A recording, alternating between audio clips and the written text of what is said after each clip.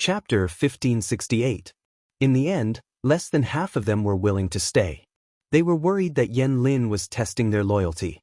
If they said they wanted to leave, they would be killed to keep their mouths shut. If they didn't have this worry, it would be great if only a third of them could stay. Wang Lin didn't say anything. He took off his valuables and handed them to a centurion. He asked him to exchange them for silver as food for the soldiers. The centurion trembled as he took the jade pendant, jade flute, and some gold from Wang Lin. Tears rolled down his cheeks. They bowed to Wang Lin and said their blessings, choking with sobs. Wang Lin heaved a long sigh. He ordered his men to push the bamboo raft into the water. It was getting dark. It was the best time to escape. However, the escape was not so smooth. The first problem they encountered was Wang Lin's illness. His festering wounds gave off a foul smell, and his body was burning. In order to escape, Wang Lin hadn't rested for the past few days. He didn't care about his health. The day before yesterday, he had a low fever. After such a long time, his wounds were getting worse. The soldiers couldn't do anything but worry. The wounds were too big, and they didn't have the right medicine. It was hot and humid in the mountains. He hadn't rested for days. All these conditions were terrible. It was no surprise that he was sick. The temperature on the river was low at night. The change in temperature worsened Wang Lin's condition. The soldier on the same raft raised his hand to touch Wang Lin's forehead. The moment he touched it, he was shocked by the temperature. "It's okay." Wang Lin looked a little distracted, but he forced himself to say, "Follow the plan. Don't waste time." He dismissed the soldiers who didn't want to leave with him. They would be caught by Fu Wang's troops after they left the mountain. They would be able to find out where Wang Lin and the others were after a little interrogation. How could the raft be faster than a warship?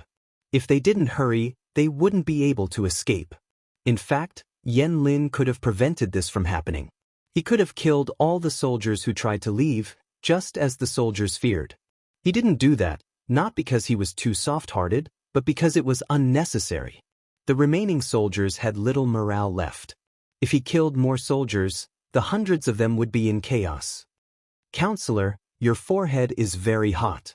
If it keeps burning, won't it?" Yu Jiang silently swallowed the words he wanted to say. If they didn't do anything about it, Wang Lin would either become an idiot or die. Of course, it could also turn into pneumonia, but there was no such saying in this era. The deputy general didn't respond to him, because Wang Lin couldn't stand the protests of his body and passed out. Even in his coma, he could feel himself being in a furnace for a while, thrown into an icehouse for a while, shivering all over. Then, he felt as if his body was thrown into the deep sea and kept sinking. His surroundings were getting darker and darker. His consciousness was getting more and more blurry. The deputy general's call was more like a faint whisper from the distant sky. No matter how hard he tried to concentrate, he still couldn't hear it clearly. On the other hand, seeing that Wang Lin was getting worse, Si Jiang had to make a decision. He had the rest of the soldiers push the bamboo raft to the planned location. If they were lucky, they might be saved. A soldier said hesitantly, "If we encounter an enemy," Si Jiang gritted his teeth and said, "Then surrender. I don't think the Lord and the military counselor will blame you." They had tried their best, but fate refused to grant them their wish. If the wounded soldiers surrendered, they might be able to live. If they resisted, they would lose hundreds of lives for nothing. The soldier asked again, "What about the general?" The deputy general said, "The military counselor's injuries are serious. He has a fever all over his body. We need to go ashore and find a doctor as soon as possible." The soldier felt that something was wrong. They finally had a chance to escape. If they stayed to find a doctor, they might expose their identities. The deputy general understood this, but he also knew that if Wang Lin died, they would have to face the furious lord when they returned. Besides, it would be a shame if the military counselor died here. If the heavens had eyes, they would definitely be able to turn the situation around. Si Jiang decided to give it his all. Could the result be worse than Wang Lin's death and his own death in battle? Let's try. There's still hope. Si Jiang took Wang Lin on the raft and left the main group. The future was bleak, and the only thing that kept him going was his determination. After rowing for a long time, Jiang and Yen Lin finally reached the shore. There was a small fishing village in front of them. Jiang thought to himself, I hope there's a doctor here, even if it's a mediocre one. Even though he knew that the possibility was not high, he believed that the heavens must have eyes. The fishing village was not big. There were only about 30 families and about 100 fishermen. Because there was no entertainment and oil was expensive, most people worked at sunrise and slept at sunset. It was already past midnight, and the fishing village was shrouded in darkness. To prevent their identities from being exposed, Jiang took off the raft and their armor and hid them in the reeds. Then he carried Yen Lin into the village. Is anyone here? Is there a doctor in the village? Jiang knocked on the doors of several families. Either no one answered, or he was scolded. The cowardly ones pretended to be dead. Yes, Jiang tried one house after another. When he reached the 7th house, which was near the edge of the village, the owner of the house opened the door.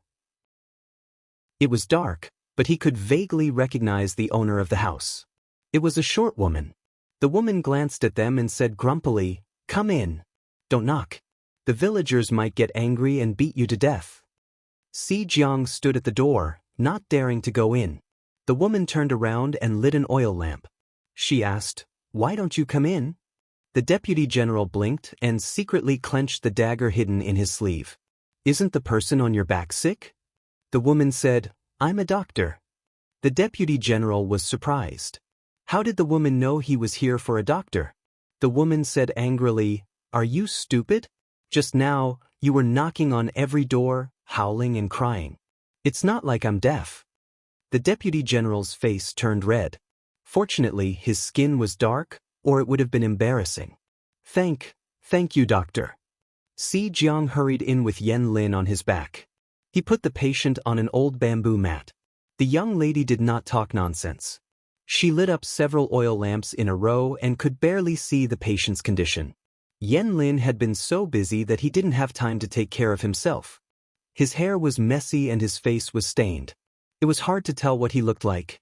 However, the woman could see that he was handsome. He must be a handsome man after washing up. This kid looks promising. Too bad he's a soldier. The deputy general said, What's wrong with being a soldier? The woman took off Yen Lin's shirt and pointed to the wound. He's a soldier who hangs his head on his belt. What's wrong with that? The deputy general was speechless. Why did she take off the military advisor's shirt without saying anything? Chapter 1569. Seeing that Jiang was still standing there in a daze, the young lady said angrily, What are you doing? Go and boil some hot water. Jiang had never seen such a disrespectful woman, but he still counted on the doctor to save his life, so he didn't dare to disobey. I'll go boil the water now. Please wait a moment, doctor. Jiang fumbled to boil a pot of hot water. Fortunately, there were a lot of dry firewood and withered grass near the stove, which saved him a lot of effort. After searching for a long time, he finally found a relatively clean wooden basin for cutting vegetables. He rinsed it with clean water and filled it with boiling hot water. When he came back, he was almost scared stiff and almost asked, What are you doing? Jiang couldn't help but pull out his dagger, but he didn't dare to act rashly because Yen Lin's military counselor was still in her hands. What am I doing? I didn't do anything to him. The young lady was very calm and didn't forget to flirt. She said, As you can see, I don't have clean gauze in my house.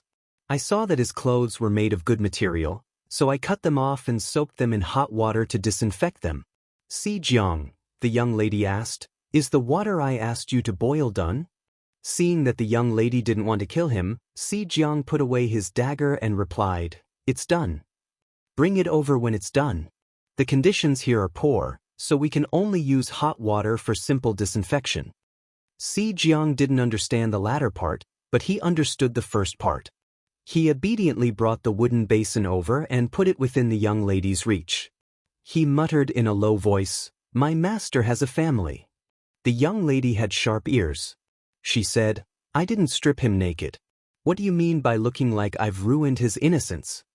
Jiang didn't dare to retort. He stared at the young lady's movements without blinking. The hem of his military counselor's clothes had been cut off by the young lady, and the pieces were piled up on the side. She soaked the cut cloth in hot water several times before picking it out with chopsticks and wringing it out slightly. There's no hydrogen peroxide or salt water in this broken place. How can we wash the wound? The young lady tucked her hair behind her ears with her free hand and wiped the rotten flesh around the wound with a piece of cloth with the other hand. At the same time, she commanded the deputy general, "Is there still hot water in the pot? Go and cool the hot water. It can barely be used to clean the wound. Then, go and get the vinegar from the kitchen." Xianxia was dumbfounded. Shouldn't doctors feel the pulse and prescribe medicine? One moment, he was boiling water, the next moment, he was cooling it, and the next moment, he was bringing vinegar. Xianxia couldn't help but say, "Are you planning to wash my master and cook him in a pot, not forgetting to add vinegar to enhance the flavor?" The young lady's hand paused, and she almost poked Wang Lin's wound. She turned her head and rolled her eyes at the deputy general. "I told you to go, so go. Are you the doctor or am I the doctor?"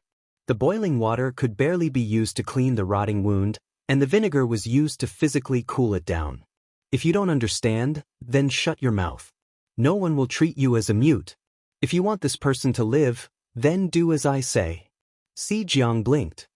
He was actually suppressed by this person's imposing manner, so he obediently said, "Oh." He found a palm leaf fan and tried to fan the hot water in the pot. It took him a lot of effort to cool the remaining water. When Xianxia returned with the cold water, he almost went crazy when he saw that the young lady had stripped his military counselor down to his underwear. "What are you doing?" "Physically cooling it down," the young lady answered without raising her head. "Why are you so surprised? Are you trying to scare me to death in the middle of the night? This person's temperature is too high. There is no medicine here to reduce fever, and his family is so poor that they can't even afford alcohol. It's good enough that they have a small jar of vinegar. Of course, I remember that the alcohol here is not very strong. I don't know if it will be as effective as this jar of vinegar." The deputy general saw that the young lady was wiping Wang Lin's chest, back, forehead, armpits, and thighs with a piece of cloth that was stained with vinegar. She looked very serious, and it didn't seem like she was taking advantage of him. Xianxia was finally relieved. Seeing that Xianxia had brought the cold water over, the little lady threw the rags to him and warned, "Do you remember what I did just now? Wipe him with the vinegar, and I'll take care of his wound." The wound on Wang Lin's shoulder was not very deep, but it was very long. It had not been treated for a few days, so the wound was badly infected. "Give me your knife." The young lady reached out her hand to Xianxia. He hesitated for a moment, then gave it to her. She brought over an oil lamp and put the blade over the fire to warm it. "What are you doing?" "Disinfecting." "I guess you don't know what disinfecting is. Your knife must have seen blood before. Who knows what's on it?" The young lady said, "I'm going to use it to clean up the remaining rotten flesh. The knife can't have any dirty things on it, so I'm going to use the fire to warm it." The young lady looked very young, but her hand holding the knife was very steady. Xianxia clearly saw her raise and lower the knife to remove the rotten flesh. Soon, fresh blood flowed out of Wang Lin's wound. Even though Wang Lin was unconscious, his body was still trembling. His brows were tightly knitted, and his cracked lips were trembling. The young lady did not move. She washed the wound with cold water several times, then threaded a thin thread that had been heated in the hot water into the needle. "What are you doing?" Xianxia was wiping Wang Lin's wound for the third time when he saw the young lady was about to put the needle into his wound. "I'm stitching, silly boy." The young lady skillfully stitched the wound as she spoke. She said, "His wound is long, so stitching it has many advantages. For example, it can quickly stop the bleeding, prevent the wound from getting infected, promote the healing of the wound, and reduce the chance of the rupture of the wound. This boy is lucky. I've checked his wound and didn't find anything like rust. Otherwise, the chances of him being contaminated by Clostridium tetani would be greatly increased. The medical standards in this place are terrible. If it's tetanus, you should prepare for his funeral as soon as possible." In just a few sentences, Si Jiang became more and more dizzy while the little lady finished stitching up the wound. Looking at the ugly wound on his shoulder that looked like a centipede, the young lady sighed with regret. I've been a doctor for so many years, and I've done hundreds of surgeries. This is the ugliest wound I've ever stitched. I'm going to fix the wound a little so that it won't leave an ugly scar. Sigh, this young man is so handsome, and his body is so good-looking. It would ruin his beauty if he got a scar like this. Si Jiang cleaned Yan Lin's wound for a while, then touched his forehead with the back of his hand. Sir doesn't seem to have a high fever anymore. Yes, that's good news, the young lady said. I'll go get some herbs and boil them for him to drink. Si Jiang nodded gratefully. Little did he know that the young lady sighed as soon as she left the room. I'm probably the poorest person in the world. He never expected that the person he saved was the host's archenemy, Yan Lin. Chapter 1570. Yan Lin was so poor that he didn't even have a single valuable item. The dream of 1,000 years event had been held for so many years, and so many lucky people had left with some souvenirs. He was the only one who would have to return empty-handed. That's right, it was him. This lucky guy was also a typical guy who wore women's clothes. Less than a quarter of an hour after he arrived, he heard someone knocking on the door of every house, begging and crying. The guy was crying so hard that he felt sorry for him, so he decided to save him. Unfortunately, he didn't have anything he wanted, so he could only do his best. It was up to Yan Lin to save his own life. Strawberry smoothie, stop crying. Why did this lucky guy get selected with less than 10 comments? Blueberry smoothie, give up. The luck in the live streaming room has nothing to do with activity. Mysterious don't save stupid. As a regular streamer, many of the IDs of the big shots looked familiar. Only this time, the lucky guy was a stranger. He had only managed to get a spot in the live streaming room for more than 10 years. He had only made 8 comments, and his ID was, Medical can't save stupid.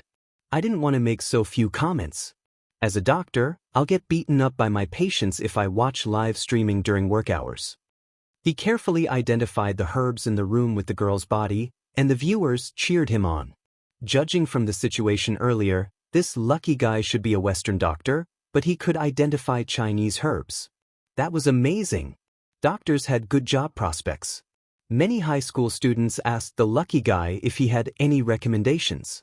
They wanted to learn medicine too. The lucky guy pouted and snorted, "You'll be struck by lightning if you try to persuade people to learn medicine." The viewers immediately applauded the lucky guy's straightforwardness. He had spoken out the thoughts of countless medical students and hospital workers. Tudu Feichio, the lucky guy is complaining. Is work not going well? The viewers liked to chat, but they were more interested in digging up gossip. There must be a story behind the lucky guy's words. Sure enough, the lucky guy said coldly, of course work is not going well. Guess how I got here? In the end, it was the patient who hacked it. As a doctor who had switched from Chinese medicine to Western medicine, he had spent many years as an intern in the hospital before he became a full-time doctor and worked diligently in the hospital. He asked himself if he was worthy of himself and his patients. Despite the bad atmosphere of medical disputes, he had worked hard for so long. Even if he had not made any contributions, he had worked hard. Unfortunately, her luck was really bad. She was sent to the ICU by the pregnant woman's husband right after she finished one surgery. Sigh, there are too many idiots in the world. Learning medicine can't save them. The European emperor heaved a sigh of relief and made a smoking gesture. When I chose to study medicine, I was also full of enthusiasm. I had the heart to save the world and the people. However, brain damage is an incurable disease. I have the heart to save it, but I can't do anything about it. Giving birth to a boy or a girl has nothing to do with me. It's not like I'm king his wife up. 5 million salted fish. Looking at a delicate and pretty little girl using a soft voice to say such crude words, it hurt his eyes, */omega*, working cells. I don't understand. What does this have to do with you being the chosen lucky emperor? It has something to do with it. The European emperor sighed. About half a month ago, I performed a cesarean section. The pregnant woman and the baby girl were safe. However, the pregnant woman's husband and mother-in-law were not happy about it. They made a scene at the hospital, saying that they went to Hong Kong for an ultrasound and that it was a boy. They suspected that the hospital had sold the precious boy in exchange for a girl. They were very agitated and ignored the pregnant woman and the baby. They stabbed me with a fruit knife. I was sent to the emergency room and stayed in the ICU for a few days. I was hospitalized because of a work-related injury. That's why I have the time to watch the live broadcast. Do you know that the ICU costs nearly $10,000 a day? If it weren't for my insurance, I don't know how long I would have to work for the hospital for free to recoup my losses. After saying that, the European emperor sadly wiped away non-existent tears and sighed. It's easy. 5 million salted fish quietly replied, it's not easy. Those who hear it will be sad and those who see it will cry.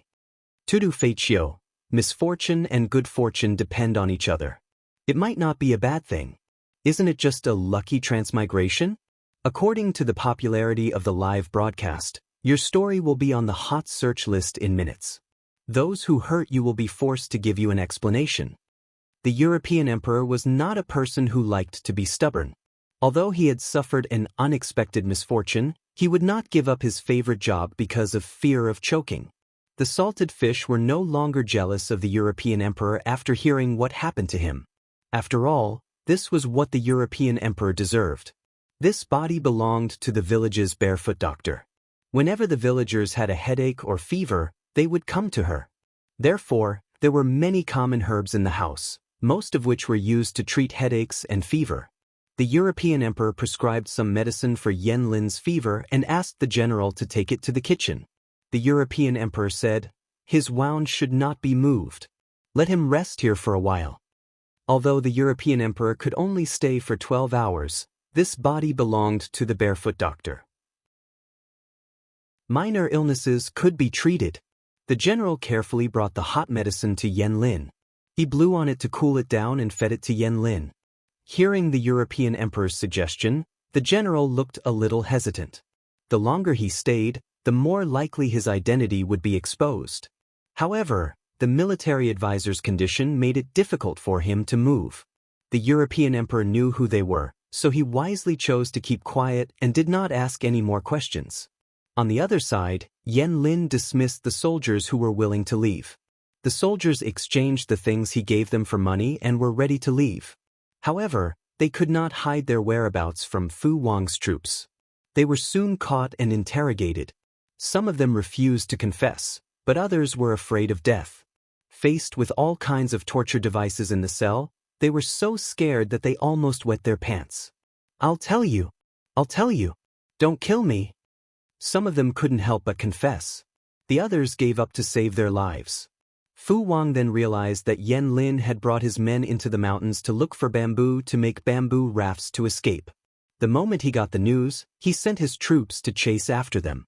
In the middle of the night, they caught another group of soldiers who had escaped, but Wang Lin was not among them. Where did Yan Xiaoyang go? Fu Wang was not a good-tempered man. He chose to use violence to force them to talk. Heaven would reward those who waited. Finally, he found out the truth. Wang Lin was seriously ill, and the deputy general took him ashore to seek treatment. Yang Si was woken up by Fu Wang in the middle of the night. After listening to what he had to say, he analyzed. If that's the case, Wang Lin's condition must be so serious that his life is in danger. There are only small fishing villages in the nearby waters, and there are no decent medical centers, let alone doctors with superb medical skills. Do you mean Wang Lin is very likely to die of illness? Yang Si snorted. If he's alive, I want to see his body. Even if it's just Wang Lin's body, it's more valuable than an ordinary person's. Fu Wang said, if that's the case, then I'll send someone to search the fishing villages. I'm sure we can find Wang Lin. Although the general was very cautious, he still left traces when he dragged the bamboo raft into the reeds. The soldiers followed the clues and located them. The next day, when the fishermen were about to go fishing, a group of strange soldiers came to the village. Did any of you see any strangers last night? Chapter 1571. The fishermen didn't care who had sneaked into their village as long as they didn't get involved. Out of self-protection, they quickly told the police where Yen Lin and his wife were. At the same time, they were looking forward to it. The arrest had caused such a big commotion. Maybe the two escaped criminals were sentenced to death. If they reported them, they might even be rewarded. The fishing village was small, so the commotion at the entrance would spread to the other end of the village. When the soldiers arrived at the fishing village to question people, Lucky Emperor, who was out drying his medicine, realized that they were here for Yen Lin. After standing still for 3 seconds, he decided to pretend that nothing had happened. He lowered his head and continued drying his medicine. 5 million salted fish stayed up with him for a long night. He told Huang that the medical dispute that happened in his hospital had reached the top of the hot search list at the speed of a rocket.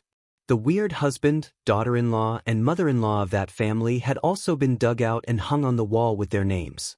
It was illegal to search for human flesh, but Lucky Emperor wasn't a saint. He appreciated the salted fish's good intentions. The family had shamelessly accused the hospital of swapping the baby. They refused to admit their mistake and refused to pay for the medical treatment and surgery fees. The hospital didn't want to make a big deal out of it, so Lucky Emperor had to suffer. In order to pay for the surgery, he had used all his savings from his years of work. People who didn't know the truth would think that doctors were so rich that their family would rush to give them red packets whenever they performed a C-section. They didn't know that the hospital had its own rules. There were doctors and family members like that, but they couldn't condemn all doctors. He was on a fixed salary. The family members gave him red packets to make them feel at ease. They thought that the doctor would take extra care of the pregnant woman. He knew this rule. He accepted the red packets to make them feel at ease. He gave them back after the surgery to live up to the oath he made when he was studying medicine. Therefore, he could only count on his salary. Every month, apart from his basic necessities and a fixed deposit of 1,000 yuan, he transferred the rest of the money to his parents. Hearing the salted fish say that the family had been hung on the wall, Lucky Emperor couldn't help but gloat. Fan Ziwu, I saw the news. I thought it was the man and his family that were weird. I didn't expect the woman to be weird too. Poor girl who reincarnated into their family. In order to prove their innocence, the hospital paid for a paternity test. The family said that the hospital and the DNA testing agency were in cahoots with each other and forged the report. In other words, why didn't this family of sticklers kidnap a monkey to the heavens? Tong tong de, discriminating against women is the saddest thing, especially when this woman was a mother. She was so angry that she exploded on the spot. Poor girl, she was born into such a family. What would she do in the future? When the European king told them about his experience, the salted fish automatically imagined him as a weak and helpless mother. When the resourceful salted fish dug up all the information about them, he realized that the mother was also a genius among geniuses. It was said that the mother-in-law planned to stomp the child to death after taking it home, so as not to delay the birth of a second child. The child's mother sadly chose to stand by and watch. In the end, it was the neighbor who realized that something was wrong and saved the child. When the neighbor called the police, he was also threatened by the family. They had seen strange people, but they had never seen such strange people. How did they sneak into the human path from the animal path? Today was the best day in Europe. He was humming a tune as he dried the medicine. The group of soldiers in the distance surrounded her and approached her. The salted fishes were stunned when they saw that Lucky Emperor wasn't going to warn them. Jasmine Qingxiang, no, Mr. Lucky Emperor, aren't you going to wake them up? The European king smiled. I saved them because I'm a doctor.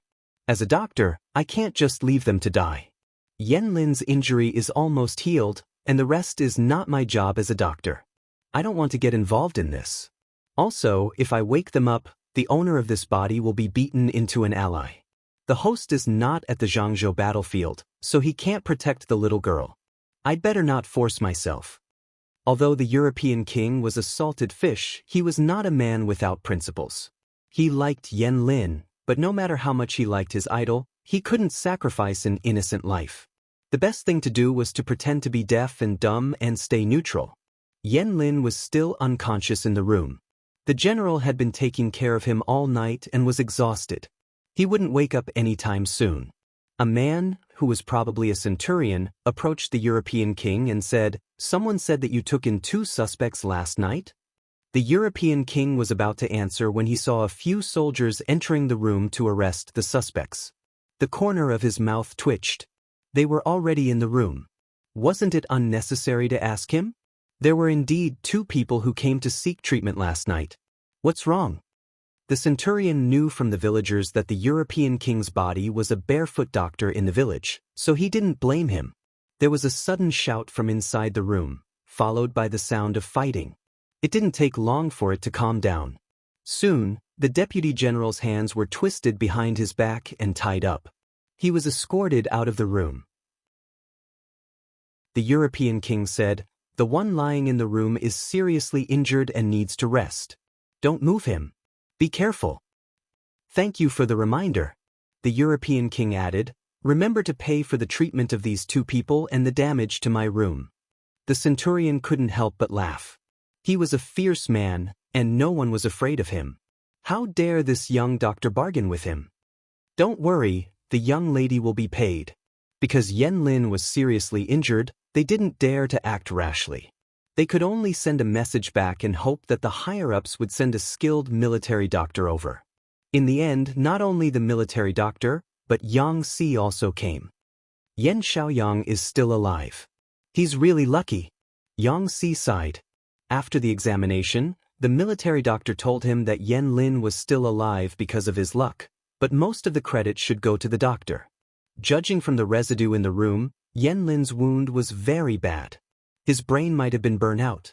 After the examination, the military doctor found that Wang Lin's body temperature was normal and his breath was stable. The wound was in good condition and the stitches were very neat. Most importantly, the stitches were much better than the ones used by the military doctor in the casualty camp. Yang Si couldn't help but look at the European king. The European king was stunned for a moment, but he didn't show any fear. Was he trying to see whose eyes were bigger? Yang Si looked away and whispered to a soldier. The soldier nodded and ran out. He came back after a while. "That's strange. This young lady only knows how to treat simple headaches and fevers. How does she know how to do this?" Yang Si was suspicious. The European king felt a chill down his spine. Was he going to expose himself?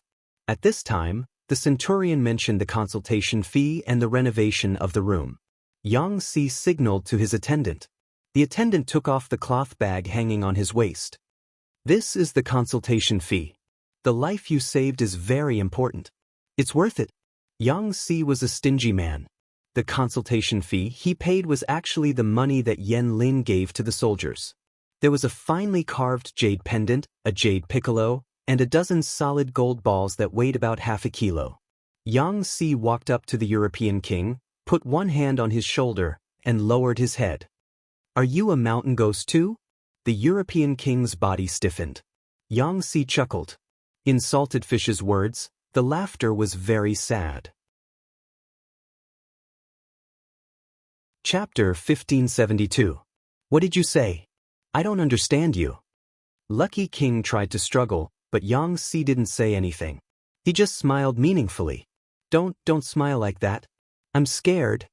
Lucky King couldn't help but cower.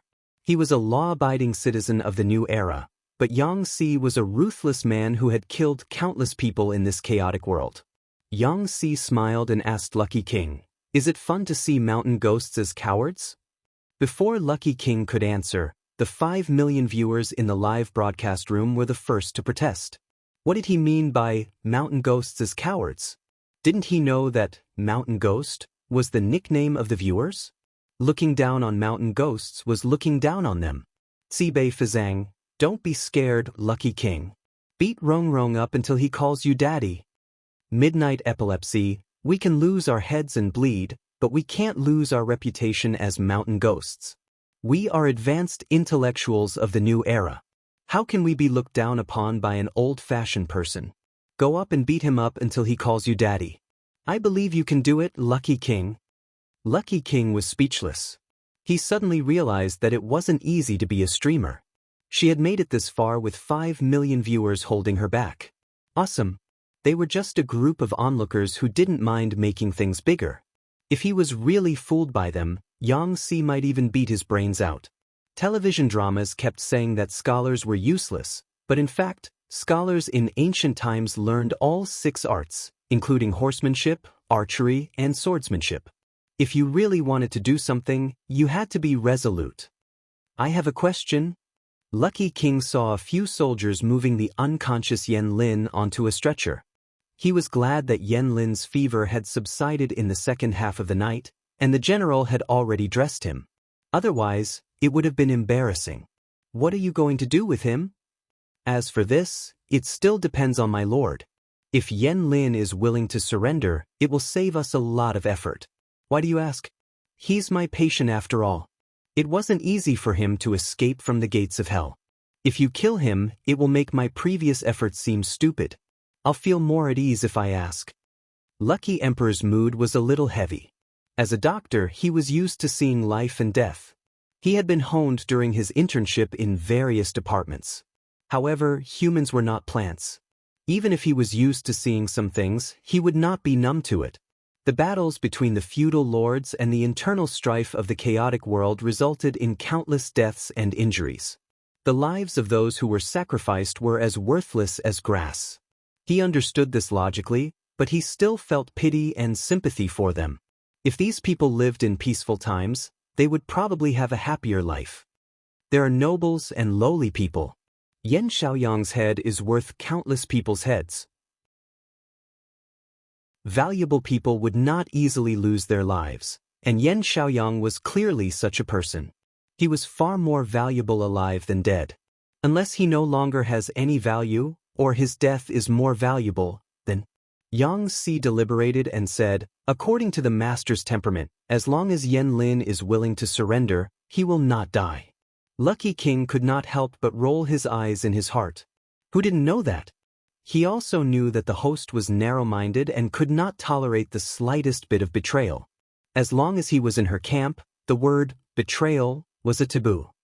If that's the case, I know what to do. Seeing that the soldiers had taken Yen Lin away, Lucky King made up an excuse and said, someone disturbed my sleep last night and I couldn't sleep at all. If you don't have any other instructions, I'll go back to my room to rest. Forgive me for not seeing you out. Yang Si did not stop him. He secretly sent someone to keep an eye on Lucky King and report to him if there was anything unusual. According to the previous experience, the so-called mountain ghosts could not stay in the world for too long. After they left, the possessed people would not remember what they had done. Yang Si only needed to observe if there was any change in the person's temperament before and after being possessed by the mountain ghost, so he could tell if the person had left or not. Yang Si's mood was as bright as the spring flowers when he caught Yen Lin, the fish that escaped the net. However, the fish that escaped the net was not happy at all. Yen Lin woke up in the evening. As soon as he opened his eyes, he saw a strange beam on the roof. Instinctively, he wanted to jump up, but as soon as he tried, he found that his body was weak and he felt a sharp pain in his shoulder. Yen Lin lay back down weakly, panting slightly. His hands were clenched into fists by his sides. This was definitely not.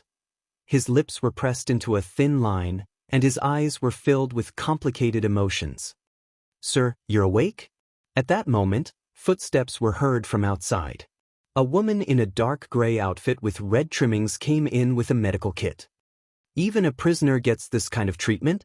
Apart from Jiang Pingji, no other feudal lord in the world would use a female military doctor.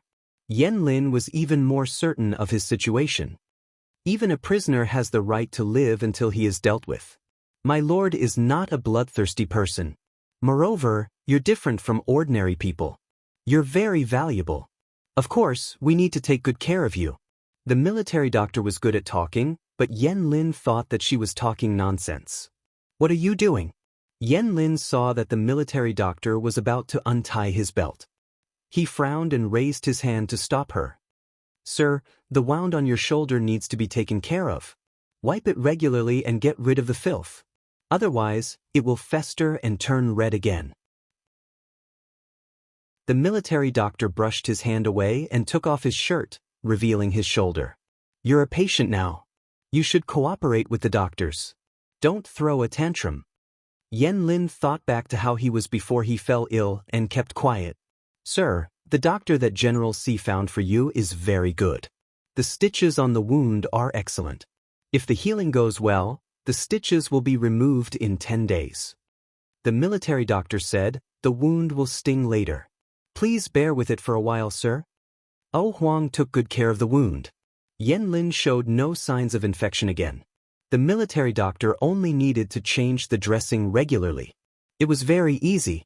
Is this alcohol? The military doctor said, it's hard liquor. It's used to treat wounds. Don't drink it. Yang Si wrote a letter to his lord excitedly. Although he didn't catch Yang Tao, it was still a great victory to catch Yan Lin. Fu Wang led the army to clear the remaining soldiers and officially incorporated Zhangzhou into Jiang Pingji's territory. He didn't go after Yang Tao. Instead, he listened to the military counselor's plan. He rested and rested, waiting for the enemy to die. About 10 days later, the military doctor removed the stitches on Yan Lin's shoulder. Young people tended to recover quickly. Other than losing a few pounds, Yan Lin was doing fine. Yang Si asked the military doctor in charge of Yan Lin, how is he? How is his recovery? The military doctor answered honestly. Yan Lin was recovering well. However, the wound was too long. If he moved too much or was too emotional, it might rupture. Yang Si said with regret, is that so? What a pity. The military doctor asked curiously, what a pity? Yang Si said, I have a piece of bad news that will make him fly into a rage after hearing it. 1 Buddha is born, 2 Buddhas will ascend to heaven. But you said that he hasn't fully recovered yet. If I tell him, the wound will rupture again. Won't that cause more trouble for you? The military doctor was speechless. He had heard that scholars were evil, but he didn't expect them to be this evil. Chapter 1573. What news could Yang Si possibly have that could make Yan Lin so furious that he was about to fly into a rage? The doctor suppressed her curiosity and focused on her work. Every time she changed Yan Lin's bandages, she would show a strange expression. These fellows who were able to become strategists in troubled times, whether it was observation or analysis, were simply not something an ordinary person could imagine. After a few days, Yan Lin finally couldn't help but ask the doctor for more information. What happened outside? The doctor had just changed the bandages and was about to pack up and leave so that Yan Lin could rest. Suddenly hearing this question, she couldn't help but be startled. It wasn't that she was startled, but that she was flattered. She had been taking care of Yan Lin for a long time. Except for the first few words they exchanged on the first day, Yan Lin had been indifferent the rest of the time. Occasionally he would reply with, oh, or, it doesn't hurt. She couldn't expect him to initiate a conversation. Did the sun rise from the west today? Sir, were you talking to me? The doctor looked at Yan Lin, who was sitting up, and couldn't help but confirm. There are only 2 of us in the room. If I wasn't talking to you, would I be talking to a demon? There was a hint of mockery in his words, but it didn't give off an offensive or rude feeling. The doctor asked, Sir, why do you ask? Yan Lin straightened his clothes and fastened his belt. No one would have guessed that he was a prisoner. He looked more like a respectable young master than a prisoner. From a doctor's point of view, Yan Lin was definitely a patient who was very cooperative. It was also very comfortable to take care of him. With the patient's cooperation and the doctor's efforts, Yan Lin's injuries recovered quickly. He was able to walk a few days ago. Except for the fact that he couldn't do any strenuous exercises or carry heavy objects, he was no different from an ordinary person. Yan Lin said, You've been changing the bandages these days. You look strange. Something must have happened outside. It has something to do with me. The doctor was speechless. Was she really that obvious? But, sir, please don't make things difficult for me. I don't know what happened, and even if I did, I wouldn't tell you. The doctor refused directly. She said, the military camp has its rules. I can't tell outsiders without permission. Please forgive me. Yan Lin remained calm. He was not surprised by the doctor's answer. If the military doctor revealed the news without hesitation, he would be mocking Jiang Pingji for not being strict with her subordinates. If that's the case, please find someone who can talk to you. Yan Lin said in a self-mocking tone, since I'm already a prisoner, I should be treated like one. I've been locked up here all day to recover from my injuries. People who don't know what's going on might think that I'm a guest of honor. The military doctor relayed Yan Lin's words to Yang Si. Coincidentally, Feng Zhen was also present. When the two of them heard this, they looked at each other and smiled with ill intentions. The military doctor felt his hair stand on end when he saw this. Yang Si dismissed the military doctor with a few words. I understand. You can go and do your own things. I'll find time to visit him in the evening. The military doctor retreated. Feng Zhen, who was sitting on the side, tapped his palms with his closed golden fan. Are we really going to tell Yan Lin? Yang Si smiled and said, he'll find out sooner or later. The earlier we tell him, the earlier he'll give up. If Yan Xiaoyang wants to commit suicide, I'll prepare something for him. White silk, poisoned wine, a dagger, a long sword. I'll have everything. Even if he dies, he'll die a dignified death. Feng Zhen said, you're gloating. If the two of them weren't on good terms, Feng Zhen would have added, a villain intoxicated by success. Of course, if he said that, Yang Si would probably hold a grudge against him. Who knew when Yang Si would cause trouble for him? Yang Si straightened his chest and said confidently, I'm gloating. Therefore, Yang Si went to see Yan Lin in a gloating mood. It was obvious that Yan Lin wanted to see him, but when Yang Si came, he didn't say a word. Seeing this, Yang Si decided that silence was golden. He wanted to see how long Yan Lin could hold it in. Neither of them spoke first. They just drank their tea in silence. Finally, Yang Si couldn't hold it in anymore. More than half of the tea on the table had gone into his stomach. If the stalemate continued, he wouldn't be able to hold it in anymore. I heard that you wanted to see me. What's the matter? Yang Si spoke first. His tone was very unfriendly. I want to ask about two things, of course. Yan Lin was very straightforward. What do you plan to do with me? How is my lord? These two questions are not difficult to answer. Yang Si didn't deliberately keep Yan Lin in suspense. He said straightforwardly, as for how to deal with you, it's up to my lord to decide. I'm just a small military advisor. I don't have the right to overstep my lord's authority, let alone make decisions for my lord. As for your lord, Yang Tao, he's not in a very good situation. A few days ago, I received a piece of news. It has something to do with you and your lord, Yang Tao. However, the military doctor said that your injury hasn't healed yet. I was afraid that your injury would worsen if you heard about it, so I kept it a secret for you. Yang Si looked like he was doing this for his own good, but Yan Lin didn't buy it. He said indifferently, it doesn't matter. I've recovered from my injury. Tell me what you want. Yang Si suddenly revealed an unfathomable smile, all the malice written on his face. I wonder if you've heard of this saying, those who are not of our race will always have a different heart. Yan Lin said, of course I've heard of it. What do you mean by that? The foreign tribes near Dongqing and Nanxing were the 4 tribes of Nanman and the 3 tribes of the northern borderline. Both of them had been wiped out. How could they still cause trouble? This saying comes from Zhuan. It says, those who are not of our race will always have a different heart. Although Chu is big, those who are not of our race will never be willing to be with us. This tribe is not a tribe of ethnic groups, but a clan. This saying can not only be used for clans and ethnic groups, but it can also be used for countries. Yang Si said with a smile. Yan Lin clenched his fists on his knees. He had a vague guess in his mind. And then, Yang Si said, Yang Tao was born in Dongqing. He treated the old officials of Dongqing very leniently.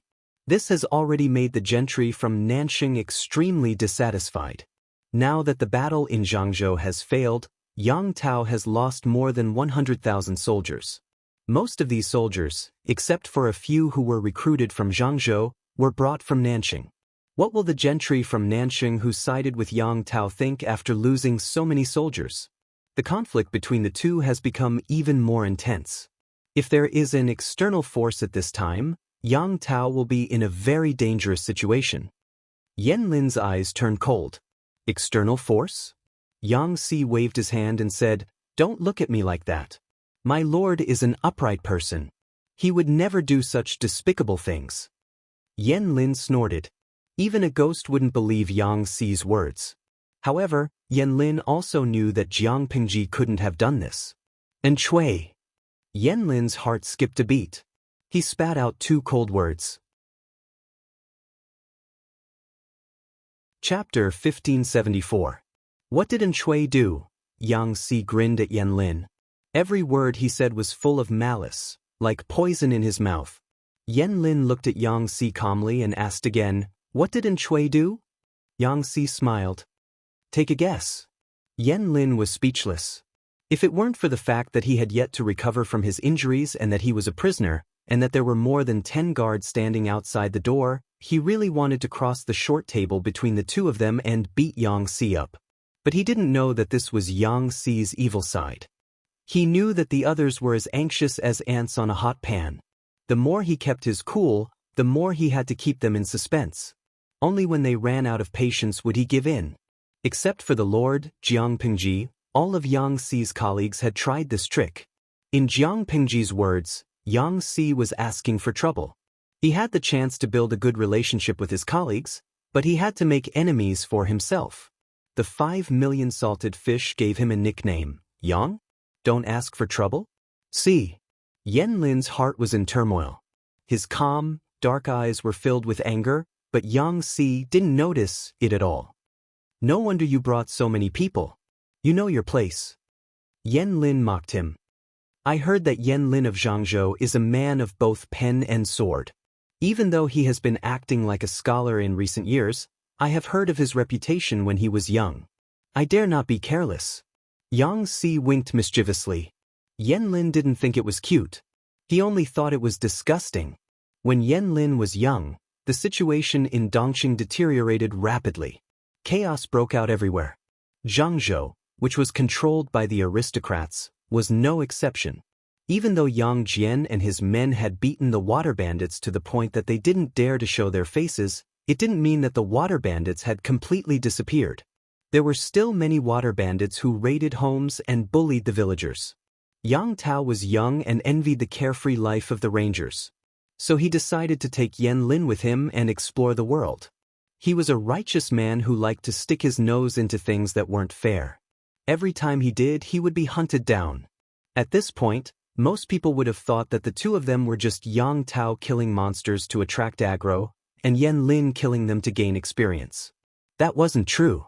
In the years that they were rangers, most of the pirates were killed by Yan Lin. Yang Tao thought that the water bandits could turn over a new leaf by surrendering, but Yan Lin did not give them a chance to speak. In a group fight, Yan Lin could also fight well. His weapons were a pair of swords. It was said that the master blacksmiths of the present age had spent a great deal of effort to forge them. The sword in the left hand weighed 9 caddies, while the right one weighed 10 caddies. The two swords added together were much heavier than the weapons of ordinary warriors.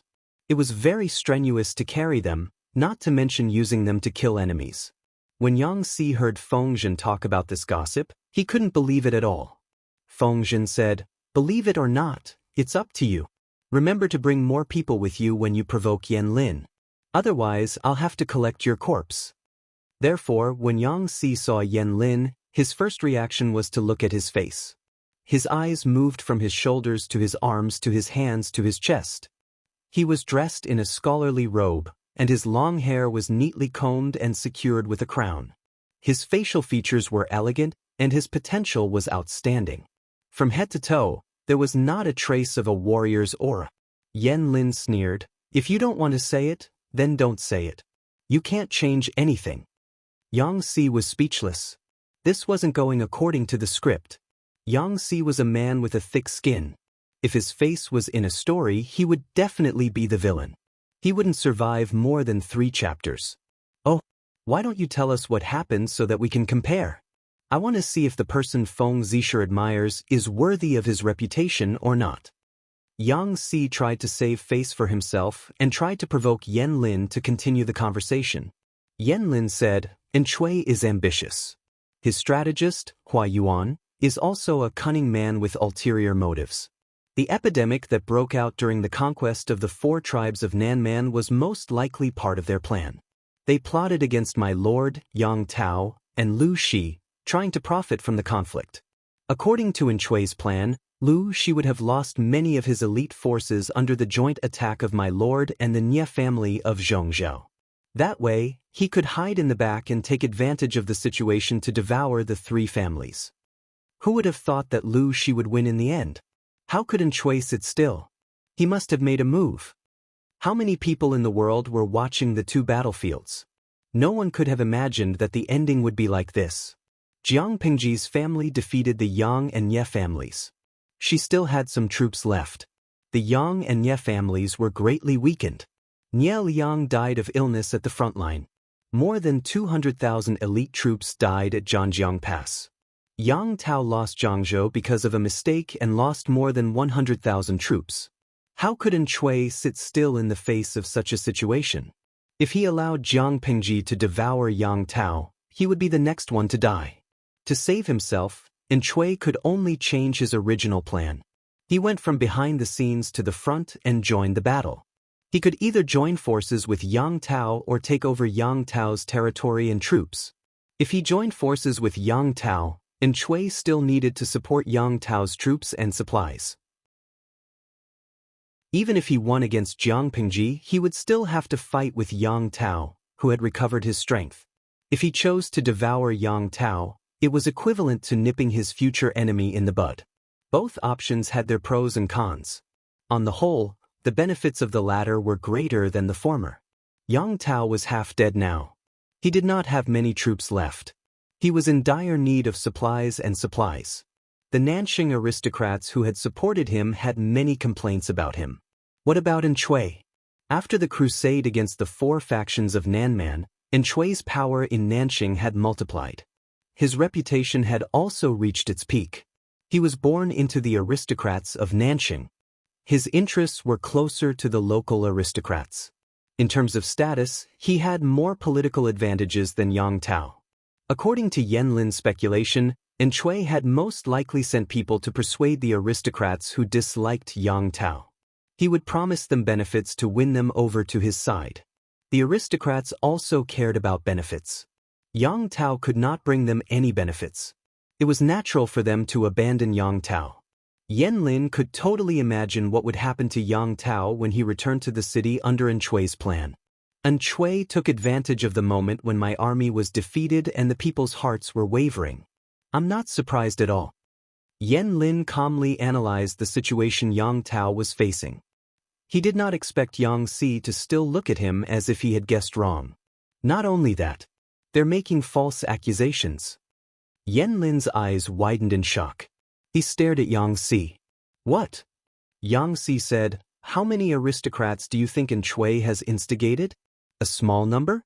The news of Yang Tao's defeat had just spread. More than half of them had already switched sides. The remaining few were just watching silently. Yang Tao is not leading his army back to the Nanxing army. He's courting death. Crack. Yang Si's sharp ears heard something. He looked down and was shocked to see that Wang Lin had crushed a teacup with his bare hands. Chapter 1575. Wang Lin didn't take Yang Si's provocation seriously at first, but now he wanted to kill him. Just as he said, if Yang Si had not placed more than a dozen guards outside the door, he would have pressed Yang Si down and beaten him up. Is there worse news? Wang Lin was a calm and collected person. He rarely lost his composure, even if Yang Si's news couldn't be any worse. Yang Si smiled. Of course there is. I'll tell you.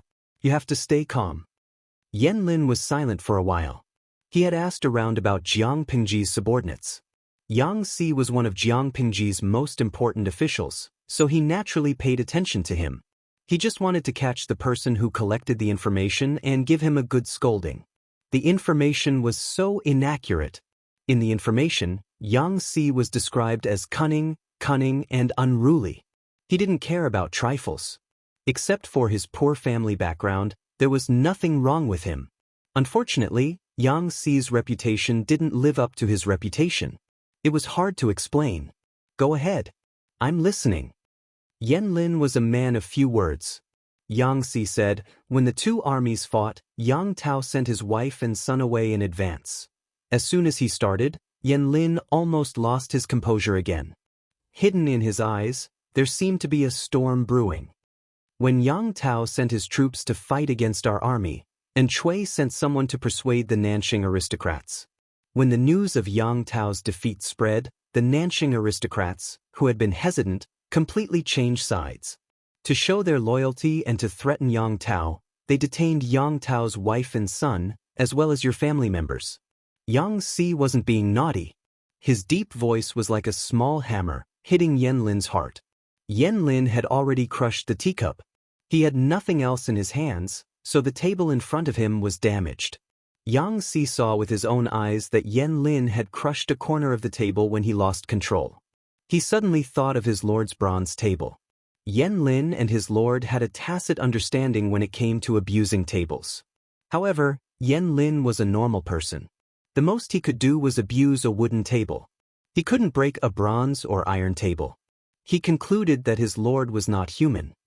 I heard that Yang Tao is a righteous and hot-blooded man. His wife and children are in the enemy's hands and he is in a dilemma. What will he do? Yang Si said calmly, will he abandon his wife and children, or will he surrender and wait for death? Yan Lin looked calm, but he was not. His emotions were like the ocean under a thunderstorm. The waves rolled and rolled as if the world was about to be turned upside down. He knew his best friend very well. His wife, children, and younger sister were his lifelines. And Chui had really played a good hand. Yan Lin's chest heaved violently. He was so angry that his eyes were bloodshot. Chui. How? Yan Lin had always looked down on Chui, and now he was so angry that he wanted to eat him alive. There's no point in holding a grudge against Chui now. You should take care of your health first. Seeing that Yan Lin was so angry, Yang Si was ready to do a hula dance in his heart. He added fuel to the fire. Where there's life, there's hope. And Chui was just a vile person who got what he wanted. My lord doesn't like him. Once she's done with him, and Chui will be next. Yan Lin's eyes were bloodshot. Yang Si's heart skipped a beat. What a villain! Yan Lin said this while looking at Yang Si. Anyone who wasn't deaf could tell that he was insulting both of them at the same time. And Chui was a vile person intoxicated by success, but wasn't this Yang Si, who was adding fuel to the fire and didn't mind making things worse, the same? That's right. And Duoshi won't be jumping around for long. Yang Si didn't take it to heart. He didn't care if Yan Lin scolded him. He would have plenty of chances to get back at him when they worked together. Thinking of this, Yang Si became even more confident, and an enigmatic smile appeared on his lips. Of course, there was another way to describe this. The one who provoked him first was AB*T. Yang Si's actions would not have lasted more than 3 sentences in a serious story. Yan Lin was speechless. What kind of people did the rumored Duke of Lanting gather under her banner? The worst part was that he had lost to someone like this. Rest well here, Yang Si said. I got the news a few days ago. I wanted to tell you, but the doctor said that you haven't fully recovered yet. If you get angry or sad, your wound might rupture. For your own good, I delayed the news until today. Yan Lin's answer was hee. Even if he didn't know that hee was the same as buying a watch last year, a cold laugh was a good way to express his mood. Yang Si wasn't a good guy either. Yan Lin wasn't stupid. He didn't believe a word Yang Si said. Wait, Yan Lin stopped Yang Si, who was about to get up and leave. Yang Si turned to him and smiled. What else? Do you know where my wife and the others are being held? Yan Shuxian was Yang Tao's wife and Yan Lin's sister. Yang Rujia was Yang Tao's sister and Yan Lin's wife. To Yan Lin and Yang Tao, these 2 women were the most important family in the world. They couldn't let anything happen to them. Perhaps, the heroes of this chaotic world did not care about 1 or 2 women. Or perhaps, in their eyes, women were just accessories. Regardless of whether they were mothers, wives, or daughters, for the sake of the great cause, they were all sacrificial victims. Some people would kick their own children out of the carriage at a critical moment. Some people would kill their wives, concubines, and daughters just to motivate the dispirited soldiers. Some people even said that a man would never worry about not having a wife. As long as he was successful, he could choose any woman in the world. Who would want a wife? Most people accepted this reasoning, but not Yang Tao and Yen Lin. They were willing to get involved in this chaotic world to protect their families. If they sacrificed them for something else, wouldn't that be putting the cart before the horse?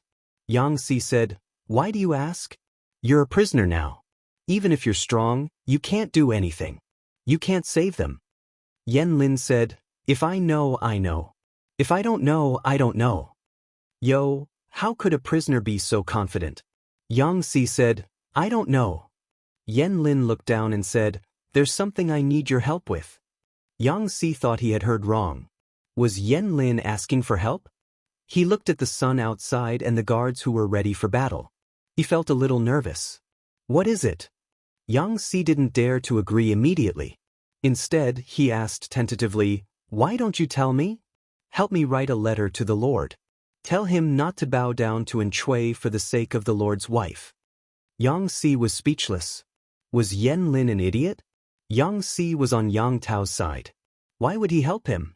Besides, if Yang Tao didn't care about his wife, children, sister, and nephew, those 4 people would be dead. Yang Si thought for a while and asked, "Tell me what you're going to do. I'll consider if I should help you." Yen Lin said, "Stall for time and wait for news."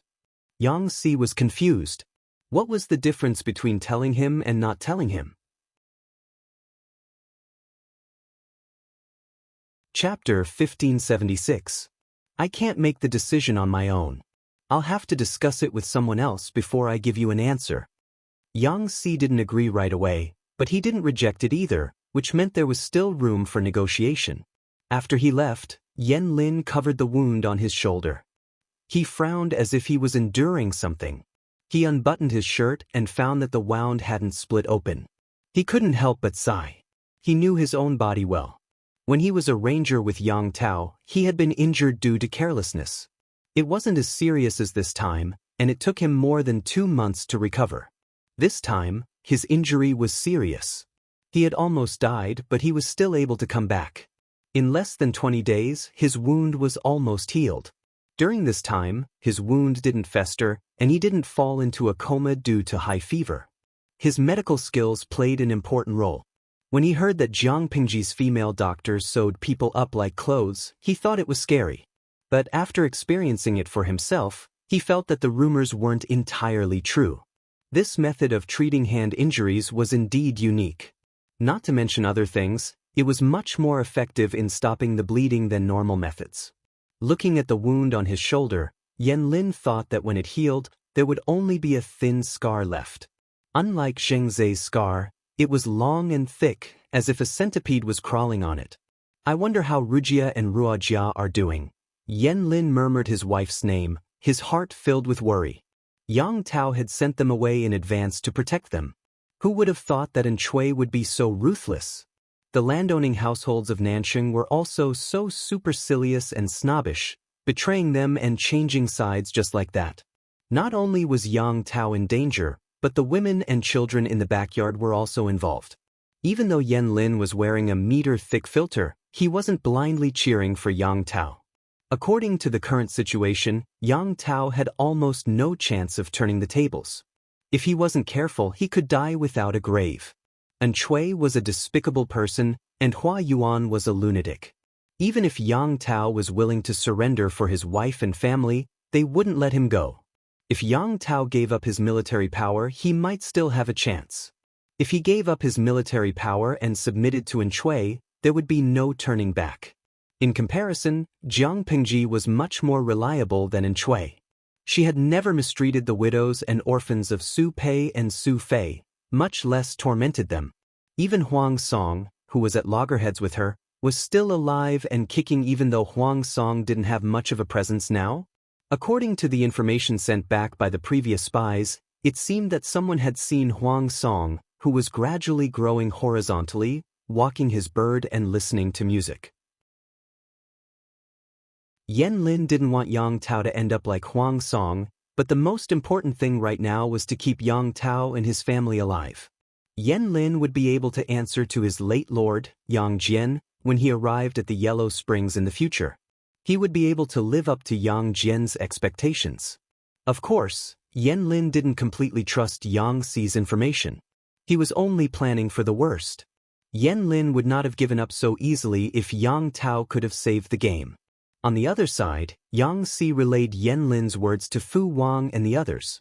Since the Lord was not here, this kind of thing had to be voted by everyone and then let Fu Wang make the decision. If something really happened and the Lord wanted to hold them accountable in the future, none of them would be able to escape. Are you saying that we should help him? Fu Wang was a little uncertain. After all, the two families were at loggerheads more than half a month ago. Now, they were helping Yan Lin to deliver information to Yang Tao. It was strange no matter how he looked at it. Aren't you afraid of Yan Lin's scheme?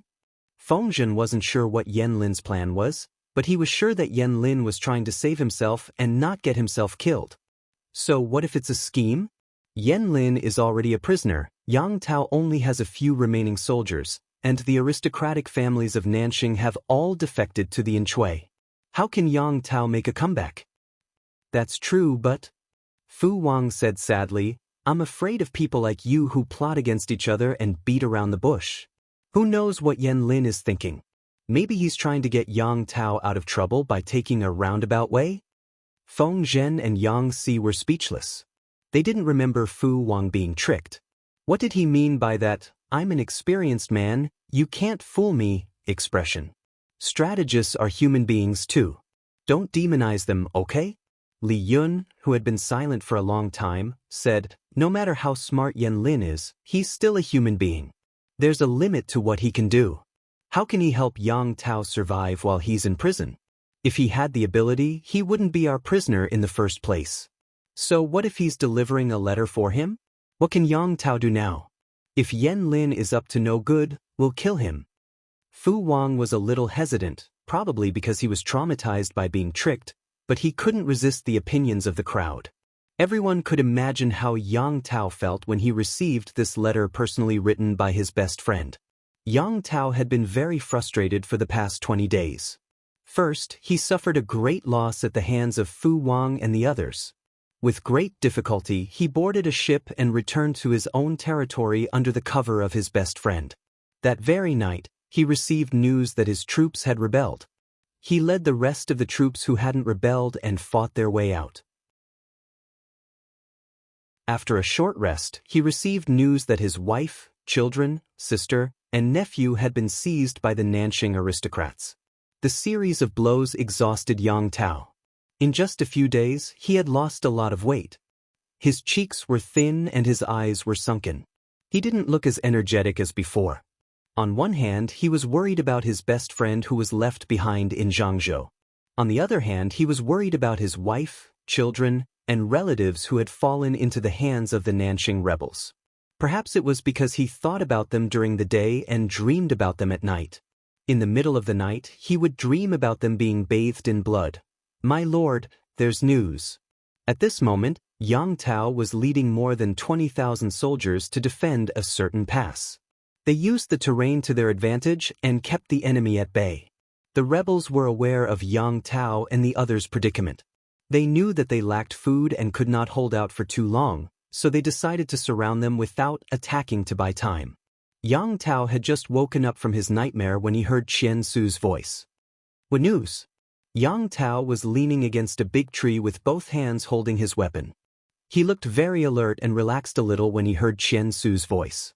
Qian Su sounded a little hesitant. Look at this handwriting. It's from Xiaoyang. Yang Tao understood why Qian Su was hesitating. According to Yan Lin's situation, he was either dead, captured, or in hiding. If he had the ability to send a letter in such a short time, the only explanation was that Yan Lin had been captured or had surrendered to the enemy. What kind of lord would want their important minister to surrender to the enemy while they were still alive? However, Qian Su had underestimated the relationship between the two. When he heard about Yan Lin, Yang Tao's first reaction was to be happy that his best friend was still alive. It was good that he was alive.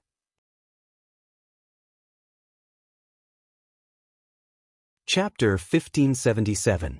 The handwriting was clear and straight like bamboo. Yang Tao couldn't be more familiar with it. It was Xiaoyang's handwriting. Xiaoyang is still alive. The smile on Yang Tao's face froze halfway when he saw the words written on it. Qian Su asked, "Master, does Xiaoyang want to?" Although Qian Su thought it was unlikely that Yan Lin would persuade Yang Tao to surrender, it seemed to be the only possibility. There's only one sentence in the letter. Don't bow down to Enchui for the sake of madam. Yang Tao was confused. He had been depressed for the past 2 days. He was struggling with himself and decided to surrender to Enchui for the sake of his wife and sister. If he could, he would fight to the death too, but it was pointless. He had more than 20,000 soldiers with him, but they were short of supplies and almost all of them were injured. How could they fight against the rebels? If they fought to the death, not only would they lose their lives, but their wives, children, and nephews would also be sacrificed to the enemy. Yang Tao didn't know what to do. Yan Lin wasn't around, so he had to make his own judgment. Qian Su asked, "What does Xiaoyang mean by this? Is he really going to give up on madam and the others?" Yang Tao shook his head. "Impossible. Xiaoyang isn't that kind of person. He must have his reasons." Qian Su asked, "But it's possible that this letter was forged by someone working for Lu Shi." Yang Tao shook his head again. "Xiaoyang has a bad habit of writing. If it's a fake, there must be a flaw. Xiaoyang's handwriting could be a fake, but it's a habit. People who don't know him well won't notice it. This letter must have been written by Xiaoyang himself." Qian Su was speechless. He was good friends with Xiaoyang. Why didn't he know that Yan Xiaoyang had a bad habit of writing? Did this mean that they weren't close enough? "What does Master plan to do?" Yang Tao said, "Trust Xiaoyang, of course. He can't be wrong." Qian Su was speechless.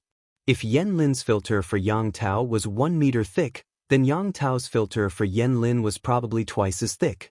Perhaps because he was too eager to die, Yang Si would talk to Yan Lin whenever he was free and try to dig out the meaning of the letter from him. Yan Lin was calm at first, but when Yang Si came to him for 7 days in a row and disturbed his rest, he couldn't take it any longer. "I'm a prisoner, but I shouldn't be treated like this. You've just finished your lunch and you're already here. Don't you know that it's easy to feel sleepy in the hot afternoon?"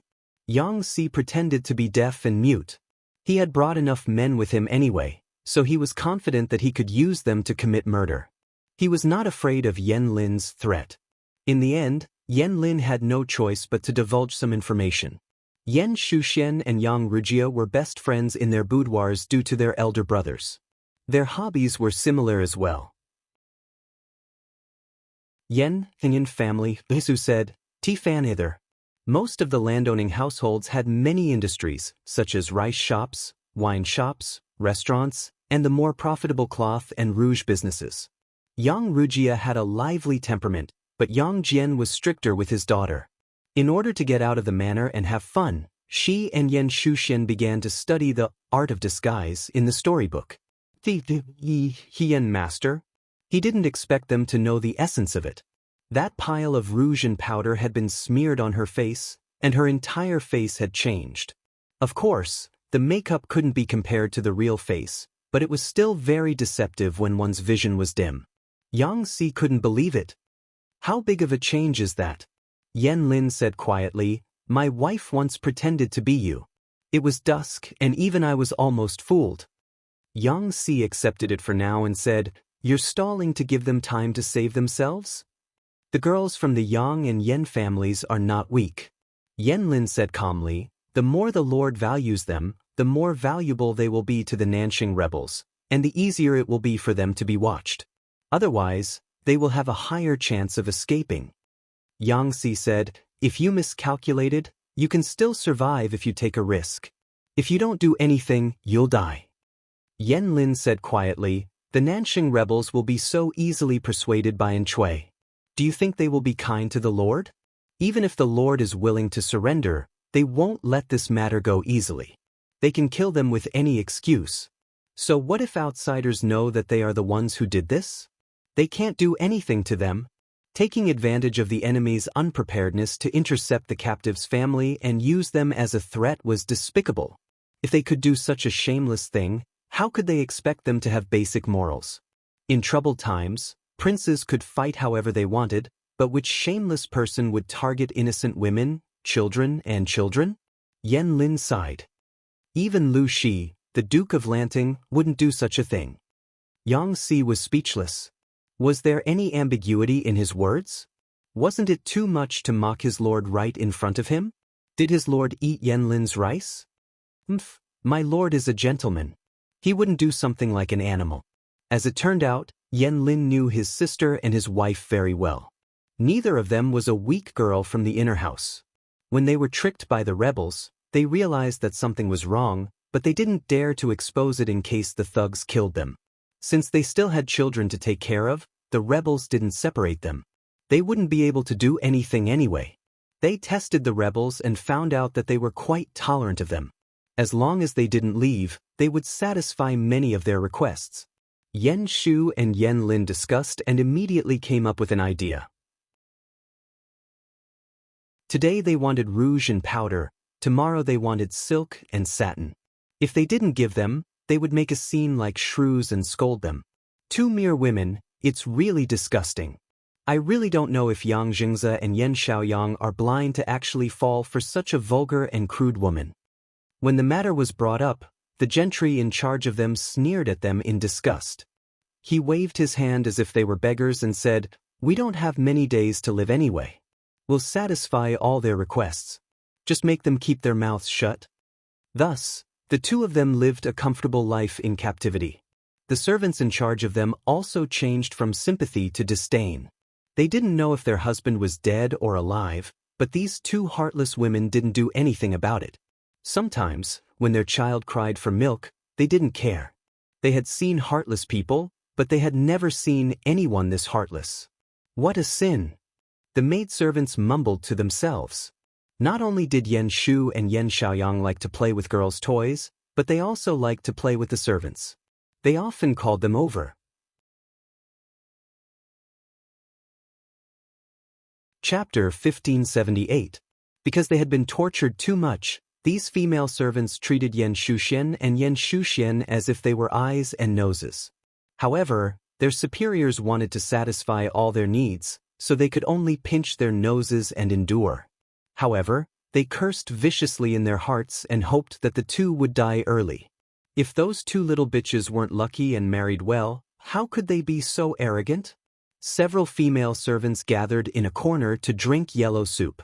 After 2 bowls, their faces turned red and they began to talk nonsense. How to make a group of women of different ages unite. Of course, it was to complain about the same target of hatred.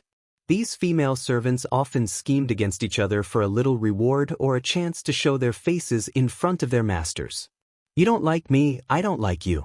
It was common for them to gossip behind each other's backs and smear each other's names. Of course, they didn't dare to put these things out in the open. Otherwise, if they made their masters unhappy, they would be sold out of the mansion. Recently, they had enough of Yan Shuxian and Yang Rujia's persecution and temporarily united the front. The targets of their private complaints, and curses were changed to these two people. The female servants who didn't have a good relationship with each other could gather together to gossip. "Humph, they can't be arrogant for long. They are both blind and stupid." A rather mean-looking servant girl said, "At this time, we don't even know if the man in the family is alive or dead, but they still have the mood to put on makeup every day. When their men are really gone, humph, their lives will come to an end. Let them be arrogant, sooner or later, they will cry." The other female servant was white and chubby. She looked very kind, but in fact, she was a gossipy woman who liked to sow discord. "I pity those 2 babies. They cry every day until their voices are hoarse. Others feel sorry for them, but the 2 mothers don't care. They are a piece of flesh from their bodies. How heartless! How long has it been, but the babies are as thin as beggars." Everyone gathered together and said that Yan Shuxian and Yan Shuxian were heartless. They didn't care about their husband and son and only knew how to eat, drink, and have fun. Little did they know that their husbands were gone.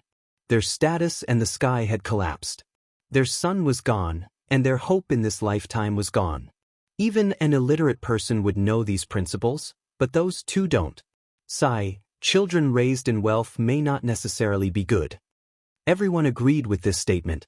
Yan Shu and Xian looked at the well-read aristocratic ladies of the aristocratic families. Unfortunately, they didn't know as much as the few of them who were illiterate. Vaguely, they felt a sense of superiority over the noble women of the gentry clans. As they spoke, they even made up a plausible rumor. For example, Yan Shu and Xian were so cold to their children's husband. It was most likely that they already had a man in their heart. They might even have a few gigolos. Taking a step further, it was possible that their children were not their husband's children. After they had said enough and satisfied their addiction to gossip, they reluctantly dispersed. The next day, everyone received a piece of good news that made them rejoice in other people's misfortune. At the same time, it was also the irrefutable evidence of Yan Shu and Xian's indiscretions. Yan Shu and Xian's husband, the feudal Lord Yang Tao, had been forced into a desperate situation by the rebel army. He would rather his wife and children die than surrender. When these maidservants heard this news, they were overjoyed. However, they showed some sympathy on their faces. They also treated Yan Shu and Xian with much neglect. The situation was already over. How long could these two abandoned women jump around? In any case, they didn't have long to live. Yan Shu and Xian discovered that the maidservants, who used to keep an eye on them, were slacking off more and more. With such a drastic change in attitude, they guessed that something had happened on Yang Tao's side. In order to get back at them, the maidservants deliberately revealed the news that Yang Tao had abandoned them. They were gloating and prepared to watch a good show. Just as they expected, these two short-sighted crazy women made a scene and even hit them. Crazy woman! These maidservants had always been proud of serving the aristocratic families. When had they ever seen such wild women? Shu Ruo, it's about time, right? Yang Rujia put away her expression and looked at her son, who had lost a lot of weight. The originally fair and chubby boy now looked very pitiful. However, there was nothing they could do about it. After the two children were born, they had been pampered and often cried willfully. She and Yan Shu's plan couldn't go wrong, so they could only harden their hearts and let the two children starve to change their habit of crying. At the same time, it was also to make the maidservants who monitored them relax their vigilance. So far, it seemed that this plan was very effective. The maidservants hated them and also degraded them to dust. They didn't think of their escape plan at all. Why did Yan Shu and Xian torture the maidservants so much? Wasn't it because they wanted to remember their appearance, figure, words and deeds, as well as the scope of their activities and work, so that they could borrow a suitable identity to escape with their children? To ensure that the plan went smoothly, they had considered all the details and were only waiting for the right time to take action. It's about time. We'll find a chance to leave tomorrow and the day after. If we continue to delay, it will be disadvantageous for us. The worse the maidservants treated them, the more they courted death, and their tempers became worse and worse. On the third day, the two officially took action. In order not to arouse suspicion, as soon as Yan Shu and Xian made the plan, they appointed several maidservants to deliver food, and the two targets they had set their eyes on were mixed in. On the day of the action, the two asked their targets to deliver food, and they took the opportunity to knock them unconscious, tie them up, and suffocate them. In order to be in a hurry, Yang Rujia had already put on makeup and disguised clothes. She tried her best to approach the target in terms of figure and height. Because the target maidservant was very fat, she tied her son to her belly. It didn't take long for them to be almost done. Yan Shu disguised herself as a somewhat thin but broad-boned woman, which was more convenient for her to disguise. Her son was hidden in the open food box. Fortunately, the two boys were tired. According to their previous experience, they wouldn't wake up for at least 2 to 4 hours, so they didn't worry. They both knew some vocal skills and could imitate people's voices 90% similar. The two imitated their usual unreasonable behavior in the room. They threw, hit, cried, and scolded, as if they were singing a two-man show. Not long after, the two maidservants were driven out with their faces covered in dirt. The thin woman cursed sharply in a low voice, "Little bitch, When all the men are dead, let's see how arrogant you can be." The fat woman covered her face with her hands, feeling sad. At this time, the sky was already dark. The two were beaten and scolded while delivering food. The maidservant gloated and felt a little sympathy. "Alas, I've never seen such shrews. They're a disgrace to our ancestors. They're angry. You guys should be smart. Don't get close to them and ask for a beating." The fat woman said, "They don't even eat. They sent back all the good dishes. I guess they'll be called again in the middle of the night." The maidservant said, "Then let them starve. Who will deliver food to them in the middle of the night? They're dying anyway, so they don't need to serve them." At this time, the sky was dark. The maidservant and the two old women were some distance apart. Their voices and figures were fine, so she didn't suspect anything. They used their sleeves to cover their foreheads or the side of their faces. They were probably beaten by the two shrews again. The maidservant looked enviously and jealously at the heavy food box in the thin woman's hands. She spat at the backs of the two people who were leaving. Such precious things, and these two cheap old women ate them. Aren't they afraid of shortening their lives? Wuxia and Xian looked calm on the surface, but they were panicking inside. Fortunately, the children were still asleep and didn't have the energy to cry. They sneaked out of the mansion through the side door. Wuxia and Xian carefully observed them. These two old women usually didn't abide by the rules. They often went out to gamble when they had some money. Most of the people they gambled with were gangsters or servants of the same mansion. Those servants were also shrewd and often gathered together to cheat the two of their money. Therefore, it was normal for the two to not abide by the rules to leave the mansion. They didn't arouse suspicion at all. After the two left the mansion, they found a small alley and changed into other clothes. They planned to sneak out of the city among the common people when the city gate opened at dawn. These two children. Fortunately, they've lost some weight. Otherwise, I'd know they're not from common people. After feeding the children, the two heaved a long sigh of relief. They've been starving these days. They ate so much all at once. Young Rugia said, "It's better than dying." After dawn, the two disguised themselves as widows and went out of the city separately. They bought 2 cheap donkeys to hurry on their way. They swaggered off, and the people who were watching them discovered the 2 corpses hiding in the corner.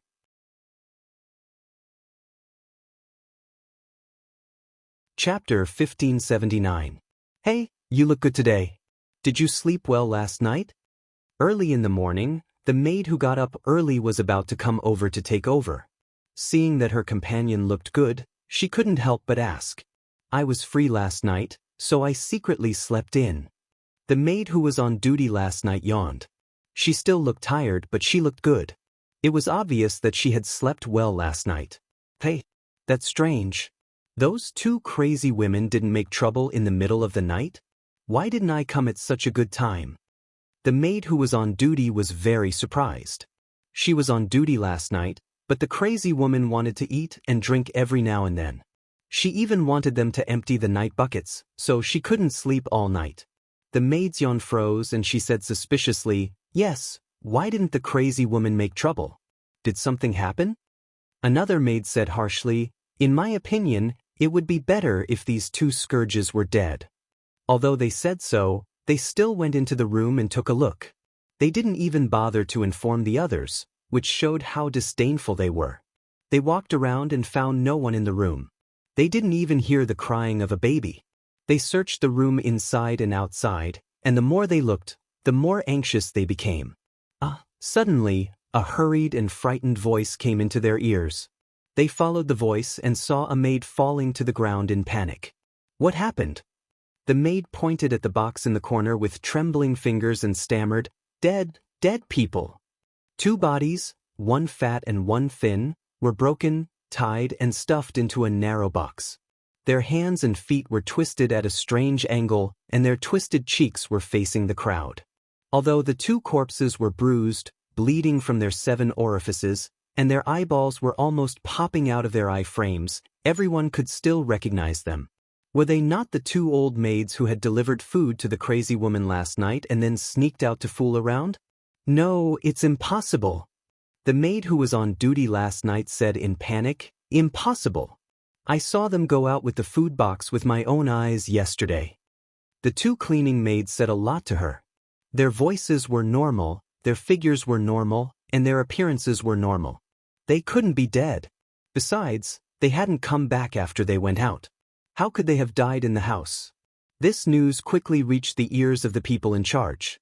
However, they didn't say that Yan Shuxian and Xiao Luo had escaped. Instead, they made up a terrifying story about a malicious ghost killing and eating people.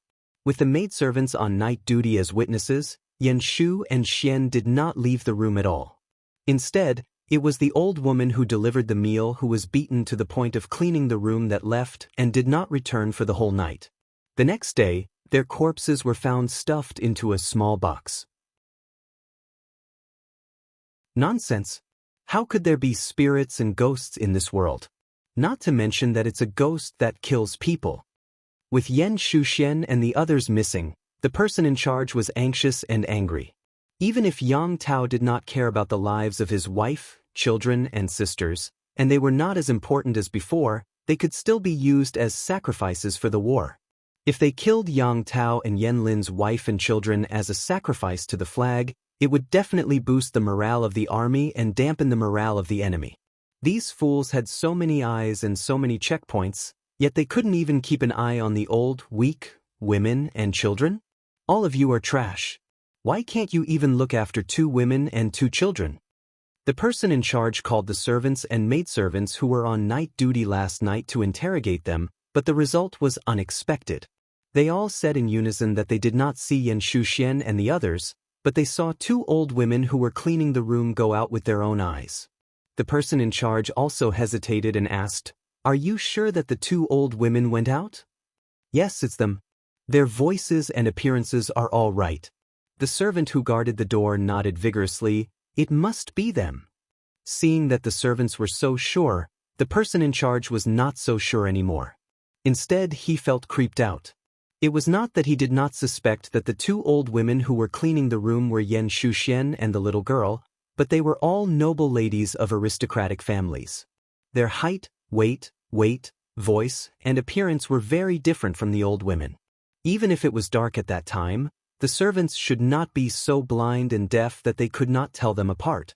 Unless they knew the art of disguise? After so many twists and turns, it finally came to the level of ghosts and gods. Whether or not it was a ghost that killed people, it could not hide the fact that Yan Shuxian and the others were taken away.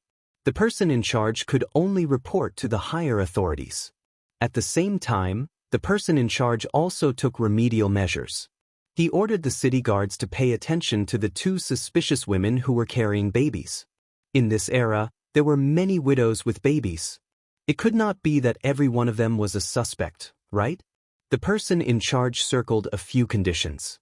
For example, the babies were less than 1 year old, the women were very good-looking, had good temperament, and had never done farm work. After a series of conditions, a few suspicious people were detained, but they were not the people they were looking for. Could it be that ghosts and gods are playing tricks? The person in charge tried hard to suppress the fear in his heart. At this time, Yan Shuxian and Yang Rujia had already ridden the donkey for more than 10 miles with their children.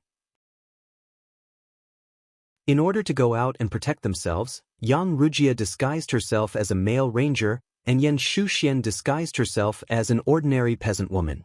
The 2 of them were like a family of 4 carrying 2 children on their way. This identity allowed them to avoid many dangers. They crossed mountains and ridges all the way to the place where Yang Tao was trapped. Yang Rujia stepped forward and scolded the soldiers who stopped them. "Get out of the way. The mistress and young master are both here. Who allowed you to be so presumptuous?" The soldiers were stunned. They had shown their identities. Whether they were real or fake, they could not offend them casually. One of them hurriedly reported this to Qian Su. Qian Su was shocked. She grabbed the soldier and asked, "Did they really say that?" The soldier nodded. Qian Su hurried over. Qian Su looked at the strange man and woman. She felt angry that she had been fooled. At this time, Yan Shuxuan's voice returned to normal. "Where is Lang Jun?" Qian Su stared at Yan Shuxian in a daze. This voice was clearly the mistress's, but this appearance was not. Xianxia took a closer look and found that the skin on their cheeks was very unnatural. If she looked at them for too long, she would think that they were wearing a layer of fake skin. When the two of them took off their disguises, Xianxia's expression completely froze.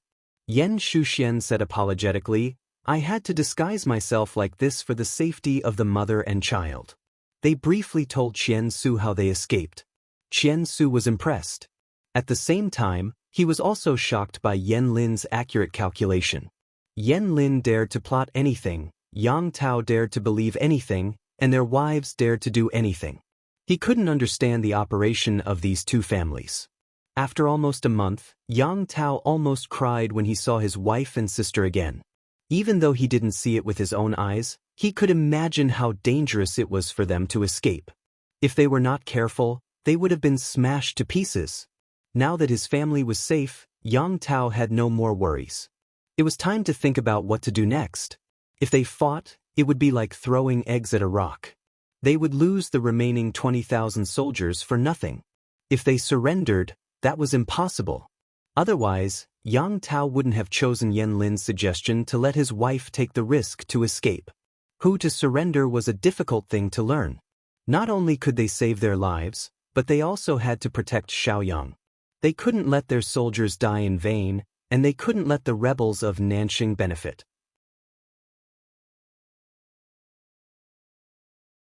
Chapter 1580. Yang Tao tossed and turned and made a difficult decision. At the same time, Yang Xi's life was in Yan Lin's hands. His life was hanging by a thread. As the old saying goes, don't go overboard in case we meet again. Don't tell me Yan Xiaoyang doesn't understand that. Yang Xi knew that Yan Lin was not easy to deal with, but he still tried to provoke him. Finally, he was pinned to the ground and threatened. The soldiers outside heard the noise and rushed in. They saw Yan Lin pressing the glass shard against Yang Xi's neck. He was surrounded by a murderous aura. The guards knew that Yan Lin was good at martial arts, so they didn't dare to act rashly. For a moment, the two sides were in a stalemate. Yang Xi still dared to provoke Yan Xiaoyang. Lang Jun of Xiaoyang, please hold your hand steady. If this shard cuts my fragile neck and something bad happens, it won't end well. Compared to the guards, Yang Xi was not worried at all. Instead, he waved his hand at the guards, signaling them to leave. You really have no eyes. Can't you see that I'm joking around with Lang Jun of Xiaoyang? What are you doing in here? Yan Lin's breathing was heavy and rapid. His fingers were pale from holding the shard too hard. His wrists were trembling. He had never seen someone as disgusting as Yang Xi. He was disgusting to the extreme. Yan Lin was a good-tempered man, but he had his bottom line: Yang Tao, his wife, and his sister. Yang Xi had crossed the line, which was why Yan Lin was so angry. Yang Jing Rong. Yan Lin didn't put the shard back. His eyes were still filled with murderous intent. I'm here. I'm not deaf. Keep your voice down. It's not good if the guards outside come in and hurt you. Yang Xi was still smiling, as if he wasn't the one being pinned to the table. I didn't say anything. Why are you so angry? Yan Lin was so angry that he laughed. Are you so sure that my lord will surrender to Lu Shi? Yan Lin knew that Yang Tao was likely to surrender, but that didn't mean that he would submit. The feudal vassals, who were once on an equal footing, had now become the enemy's dogs. Not to mention whether Jiang Pingji dared to use Yang Tao. Even if she dared to use him, Yang Tao might not be willing. Even if Yang Tao was willing, could they stop outsiders from gossiping? Didn't they know that gossip was a fearful thing? Why did Huang Song stay at home? Most of it was due to political reasons. Huang Song was idle at home, and his former officials no longer had a leader, so the probability of them being disloyal was low. Another reason was self-esteem. In any case, he used to be a feudal lord who wielded great power. Once he lost his power, he was reduced to calling himself a colleague with his old courtiers. The disparity was too great. Even if Yang Tao was open-minded, wouldn't he have a change of heart after hearing too much gossip from others? Rather than letting Yang Tao submit to Jiang Pingji and stay in a position that was neither high nor low for the rest of his life, He would be hurt by the rumors and slanders of the outside world at all times. It was better to completely sever all ties. Regardless of Jiang Pingji's achievements in the future, she had to give Yang Tao the glory and reputation she deserved in order to appease the old officials under Yang Tao. Why did he have to do such a thankless task and end up being suspected and depressed by others? Yang Si grinned and said fearlessly, "To this day, apart from my master, no one can protect the lives of Yang Tao and his family. You are also a smart person, how could you not see through the trick in this? If Yang Tao had the guts to sacrifice everything in his family, you wouldn't have sent that letter. Since he didn't have the determination to give up everything, isn't it natural for Yang Tao to submit to my master?" Wang Lin said, "You said you submitted. Submitting is submitting, and submitting is submitting. They are two different things." Wang Lin could be Jiang Pingji's official, so could Qian Su, but not Yang Tao. Yang Si couldn't help but say, "Are you so angry just because of these two words?" He had almost lost his life. Wang Lin put away the glass shard, but his expression was still gloomy. Yang Si took the opportunity to get up from the table. He couldn't help but touch his neck to make sure there were no scratches. "But really, Yan Xiaoyang, I'm going to be honest with you. Do you really think that Huang Song is good enough?" Although Yang Si was a troublemaker, his admiration for Wang Lin was genuine. He wasn't familiar with Yang Tao, but from the information he gathered, he found him to be a likable person. His lord had lost a lot of energy to resist the attacks from the Nie and Yang families. If he could make use of Yang Tao, he might be able to recruit a group of talented people. At the same time, he could alleviate the shortcomings of the generals. It was killing many birds with one stone. Of course, Yang Si had his own reasons for making Yang Tao submit, because it could push his lord's reputation to the top. If the news got out, the whole world would know that Jiang Pingji had forgiven her former enemies and given them important responsibilities. How bold was that? Of course, the idea was not a spur-of-the-moment idea. Based on Yang Si's observation, Yang Tao and Wang Lin weren't as ambitious as he had imagined. Or rather, their weaknesses meant that they wouldn't be able to reach higher positions. People who were willing to give up their ambitions and submit to Yang Si because of their relatives were destined not to be heroes who could stir up trouble. His lord had their weaknesses. Why would she worry that they would stir up trouble? Wang Lin had seen through Yang Si's wishful thinking, which was why he was so furious. It's not good for Huang Song to be like that. He's lost his heroic spirit, but it's better than trembling in fear and being ordered around by others. Yang Tao didn't pay attention to the details. If he did something wrong and got killed, he wouldn't even know how he died. Yang Si was worried that Wang Lin would explode again, so he simply changed the topic. Elsewhere, Yang Tao was at the end of his rope. There was not much food left in the army, and the rebels were still unwilling to retreat. "There's something I want to discuss with you," Yang Tao said to Qian Su seriously. "It's about the future." Qian Su had seen Yang Tao lose weight in the past 2 days. He looked conflicted. She vaguely guessed something. "No matter what decision you make, my lord, I will follow." Yang Tao found it hard to speak. Everyone had entrusted their lives to him, but he had failed to be a good lord. He had failed to live up to their expectations and loyalty. Qian Su was considerate. Seeing that Yang Tao was struggling to speak, she took the initiative to give him a way out. "My lord, how do you want to settle the 20,000 soldiers in your camp?" Yang Tao said dejectedly, "I'm ashamed that I've failed to live up to your loyalty." Qian Su said, "My lord, you don't need to blame yourself. I've done what I could. It's not about anything else." She comforted him, but Yang Tao didn't feel any better. Qian Su asked, "Who did you choose, my lord?" Yang Tao said a name that was expected.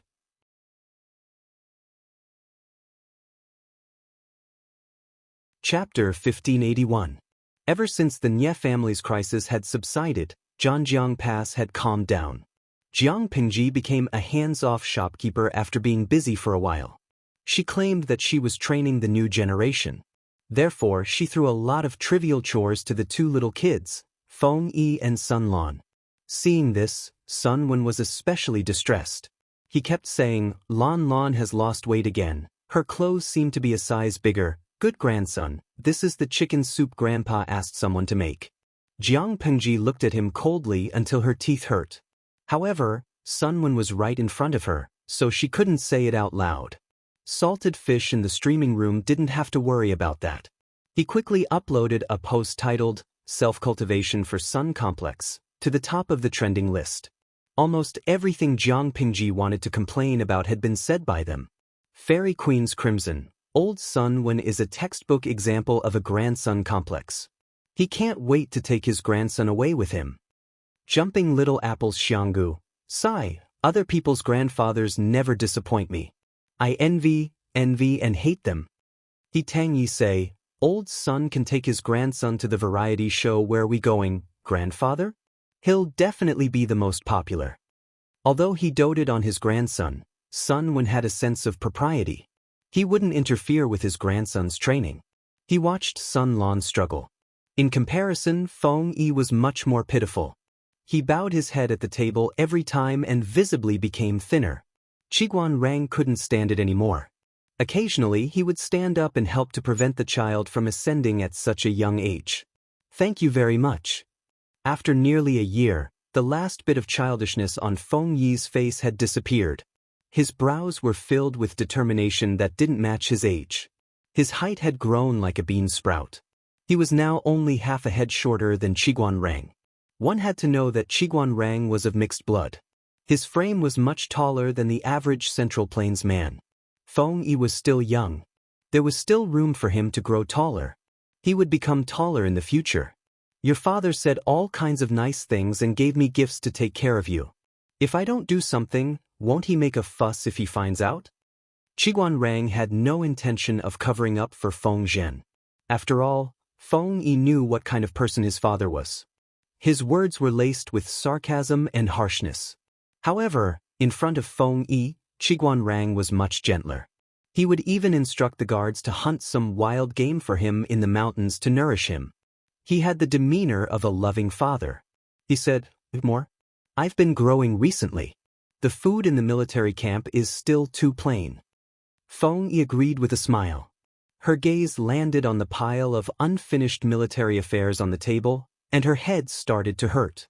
Has my lord's health improved recently? My lord's body is stronger than a bear's. What discomfort? That's just an excuse to be lazy.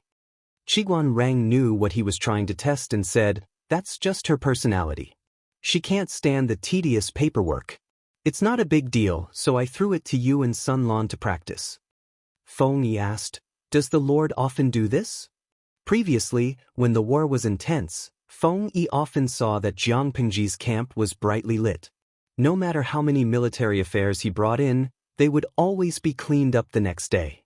Therefore, Jiang Pengji left an impression on Feng Yi that she was diligent in government affairs until recently. Wrongly, she's the Lord. If she had to do everything herself, why would she need so many officials?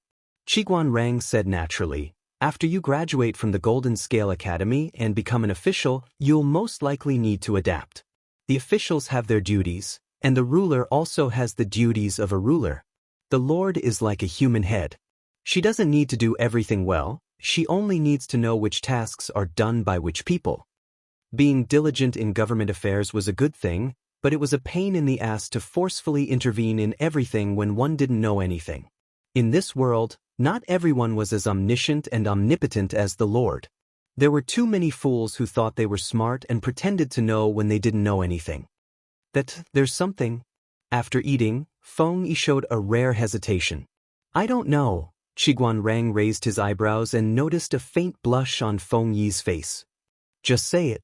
In the afternoon, I went to the main tent and saw, the Lord and Mr. Wei seemed to be a little intimate.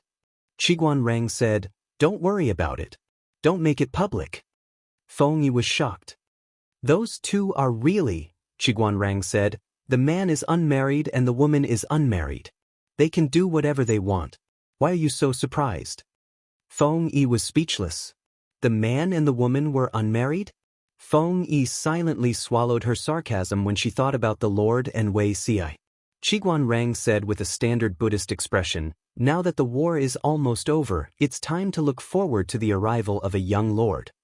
After a while, he asked the guards to go into the mountains to look for wild animals that could enhance male vigor. Wei Zixiao's body was still a little thin. Feng Yi nodded slowly. Yes, the lord still has no children. It's quite worrying. She pinched her fingers and counted. In a few months, the lord would be 24 years old. It was indeed worrying to not have children at this age. At this moment, what was Jiang Pingji, who was supposed to stay in the main tent, doing? She was having a picnic outside and taking an afternoon nap on Wei Si's lap. The group of salted fish were so envious that they were crying. My lord is in a good mood. Did you encounter a happy occasion? Jiang Pengji stared at his lips for a long time. Wei Si felt uncomfortable and could not help but think of his impetuousness just now. How can you tell that I'm in a good mood? There's delicious food in front of me, but I can only taste a few mouthfuls. I'm so sad. Jiang Pingji's flirtatious words were inversely proportional to her moral integrity. Even though Wei Si had been through hundreds of battles, he could not withstand it.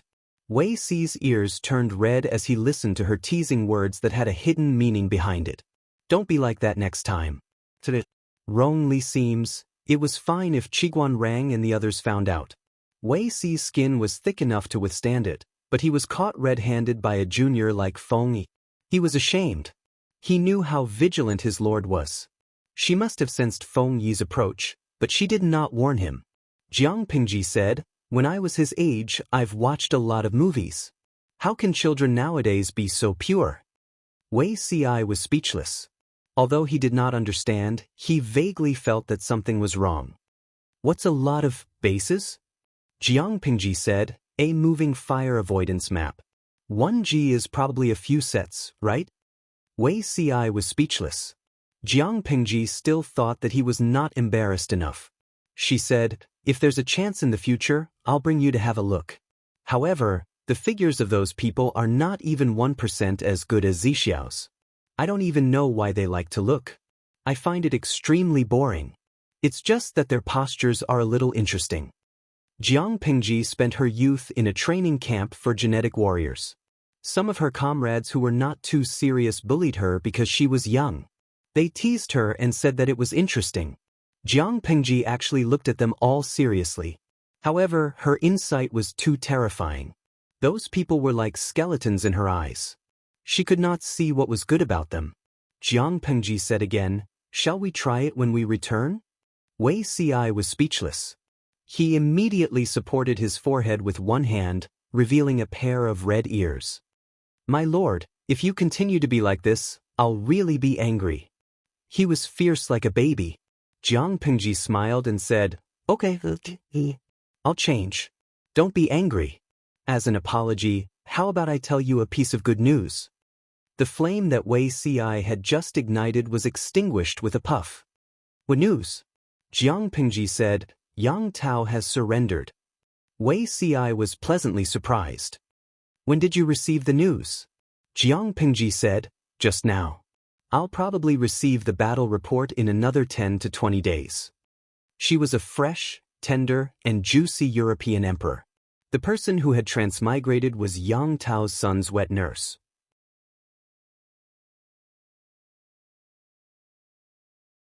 Chapter 1582.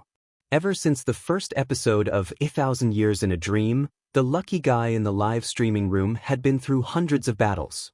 What had he not seen? Some of them were men dressed as women, some were women dressed as men, and some were dressed as non-human animals. There was no trace of where they landed or who they were. Some people were luckier and might be able to meet the streamer or the little angel under the streamer's account. They might even be able to bring back some local specialties or souvenirs. Some people were less lucky and would only transmigrate for 12 hours, returning without doing anything. It was precisely because of this unknown and variability that the idle fish especially liked to watch the European emperor's transmigration. They treated it like a wild variety show. There were even video websites that, in order to attract traffic, would edit a 12-hour-long video into a 1-hour variety show, adding various special effects, which actually attracted a lot of views. The lucky emperor would also receive a certain reward. It was a win-win situation. Some people who had nothing better to do would even launch a poll on the internet to guess whether the next European emperor would be a man or a woman, a human or an animal, a woman in a man's clothes or a man in a woman's clothes, or a normal gender. In Jiang Pengji's opinion, it was really boring. Time flew by, and a brand new European king was about to appear. The salted fishes were especially excited every time this day came, and they used the speed of 20 years of being single to snatch a spot. Only by grabbing a seat in the live broadcast room would one be qualified to compete for the 1 in 5 million chance to become the real chosen one. Cultivation, I got a spot and punch in. What time does Dream of a Millennium start today? Upstairs is a devil. You animals, did you build a commercial building in the live broadcast room? Zizai Xiaoyao, sigh, I also want to buy a house in the streamer studio, but the price is too high. I can't afford it. Zizai Gezi, I'm waiting for the lucky draw. I went to Jintai Temple in Zhuhai to burn incense and pray to Buddha. While the salted fish were chattering and making a ruckus, Jiang Pengji brazenly took advantage of Wei Ci.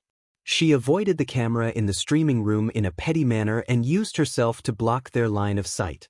The salted fish could only see Wei Ci being hugged and kissed by her, but they could not see the details. She was openly giving out dog food.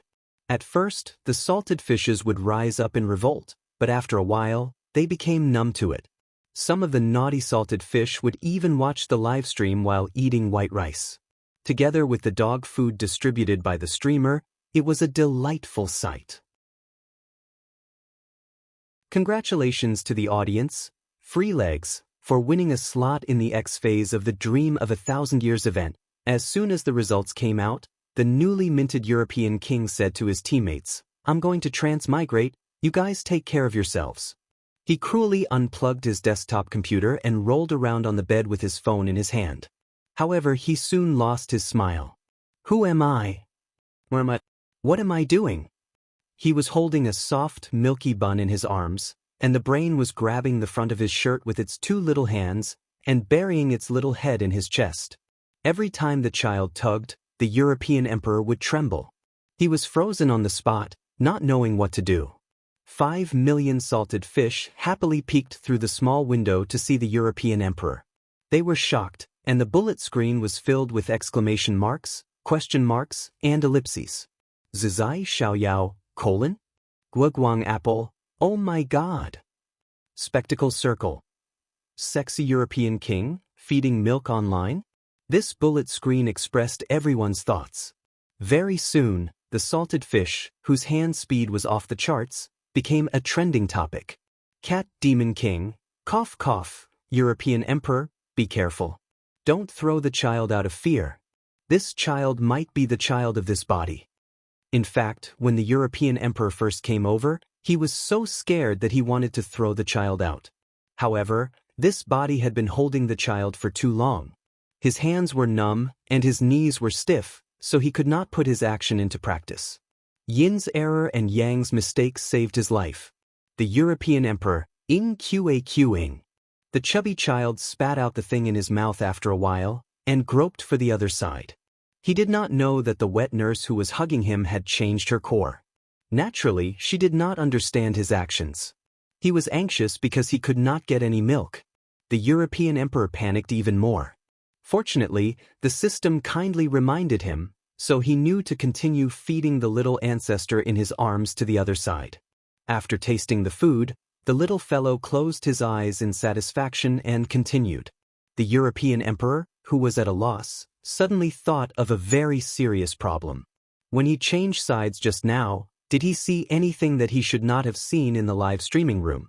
Although it was not his own body, it was still very shameful to be exposed in front of so many people.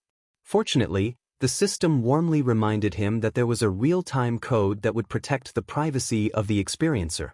The European Emperor then heaved a sigh of relief. What sigh of relief? He was about to suffocate. Ouch! The European Emperor did not have much experience, so he could not tell how old the child in his arms was. However, he knew that the child had small teeth that were like glutinous rice. When he was feeding, he accidentally bit a weak spot. It was so painful that tears almost came out of his eyes. However, he did not know the identity of this body, so he did not dare to act rashly, let alone beat the child up. The child smacked his lips in satisfaction when the food on both sides was swept clean. The European emperor was a first-year student. He was gentle, and occasionally indulged in RPG games. He did not have any bad habits. As for children, he did not like them, but he did not hate them either. Especially babies who did not cry or make a fuss, he could not harden his heart. He just felt a little wronged. It was not easy for him to transmigrate, but now he was being used as a milk bottle. The salted fish guided him from afar. The European emperor clumsily picked up the child vertically and let the child lie on his shoulder. He patted the child's back until the child burped with a milky fragrance. According to the salted fish, it was said that this was to prevent the child from choking on milk after eating too much. "What's your name?" The European emperor observed his surroundings while feeding. He found that the decorations around him did not look like an ordinary house, and the clothes the body was wearing were not bad either. "Sai, who are you to me?" The European emperor asked the child again. When he was about to ask the third question, the system notified him that someone was approaching. The European emperor immediately shut his mouth. "Little Langjun, are you full?" The woman who came in was a servant in her early 20s. Her hair was combed into a bun. The European emperor answered according to the system's instructions. The less he said, the more mistakes he would make. The servant took the European emperor and the child to another room. On the way, they passed by a courtyard, and the European emperor's sharp ears heard a familiar voice. "Yangxi? Lin? Tao? How did the three of them get together?" For a moment, all kinds of conspiracy theories surfaced in his mind. Could it be that the thick-browed, big-eyed boy, Yangxi, betrayed the revolution? No, betrayed the host? He was so absorbed in his thoughts that the child in his arms felt uncomfortable. He suddenly burst into tears, which startled the people in the room.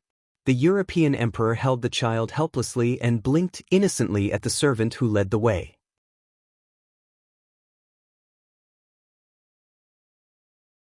Chapter 1583. The servant woman scolded, "Aren't you going to coax the little Langjun? If you disturb the big shots in the house, how many lives do you have to pay?" This servant woman was not very old. To be honest, she was only 1 or 2 years older than the European emperor. She was about the same as a junior or senior. However, a junior or senior was only a young girl in society, but the servant woman in front of him was the inner courtyard manager who assisted Yan Shuxian in taking care of dozens of people in the backyard. In modern times, she could be regarded as the general manager of a medium-sized company. Her aura was very oppressive. The European emperor secretly swallowed his grievances and coaxed the crying little boy. He almost whispered in a pleading tone, "Little ancestor, please don't cry, okay? If you cry again, I will cry for you. I didn't pay attention to strangle you just now." The servant woman was a few steps away from the European emperor. The European emperor was begging baby in his arms with a voice that was almost in his mouth, so the servant woman did not hear what he said. Seeing that the little Langjun had not stopped crying, the servant woman's face fell. She was about to say something when she heard footsteps coming from the house. When the servant woman saw that it was Yang Tao, she immediately saluted and greeted him. The European emperor reacted a few beats slower. He saluted the boy in his arms and looked down to see a pair of feet wearing snow-white socks and wooden clogs. As he was guessing who this person was, the boy in his arms stopped crying and stretched out his hands to the person. Most of his body leaned toward the person. The European emperor was so scared that he hugged the boy tightly. The person seemed to notice his panic and worry and said gently, "It's okay. Let me hold him for a while."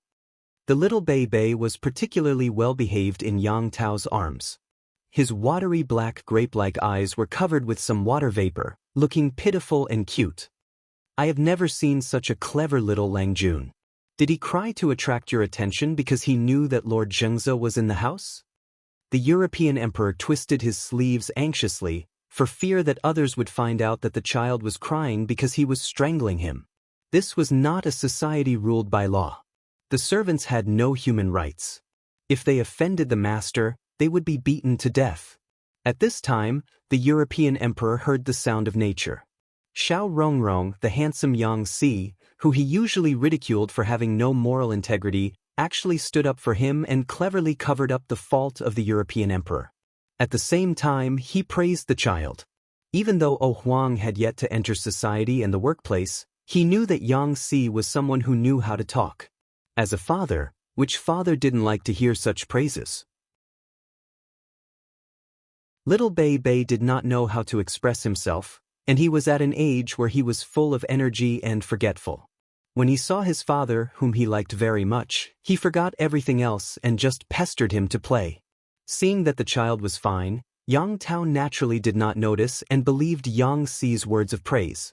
My son likes to pester people when he's young. I've let envoy Yang Si a joke. Yang Tao took a few breaths of his son's milk fragrance and revealed a bright and beautiful smile. Even Yang Si, an outsider, could feel that Yang Tao really liked this son. Yang Si chuckled to himself. This Duke of Xianxia was indeed a peculiar person.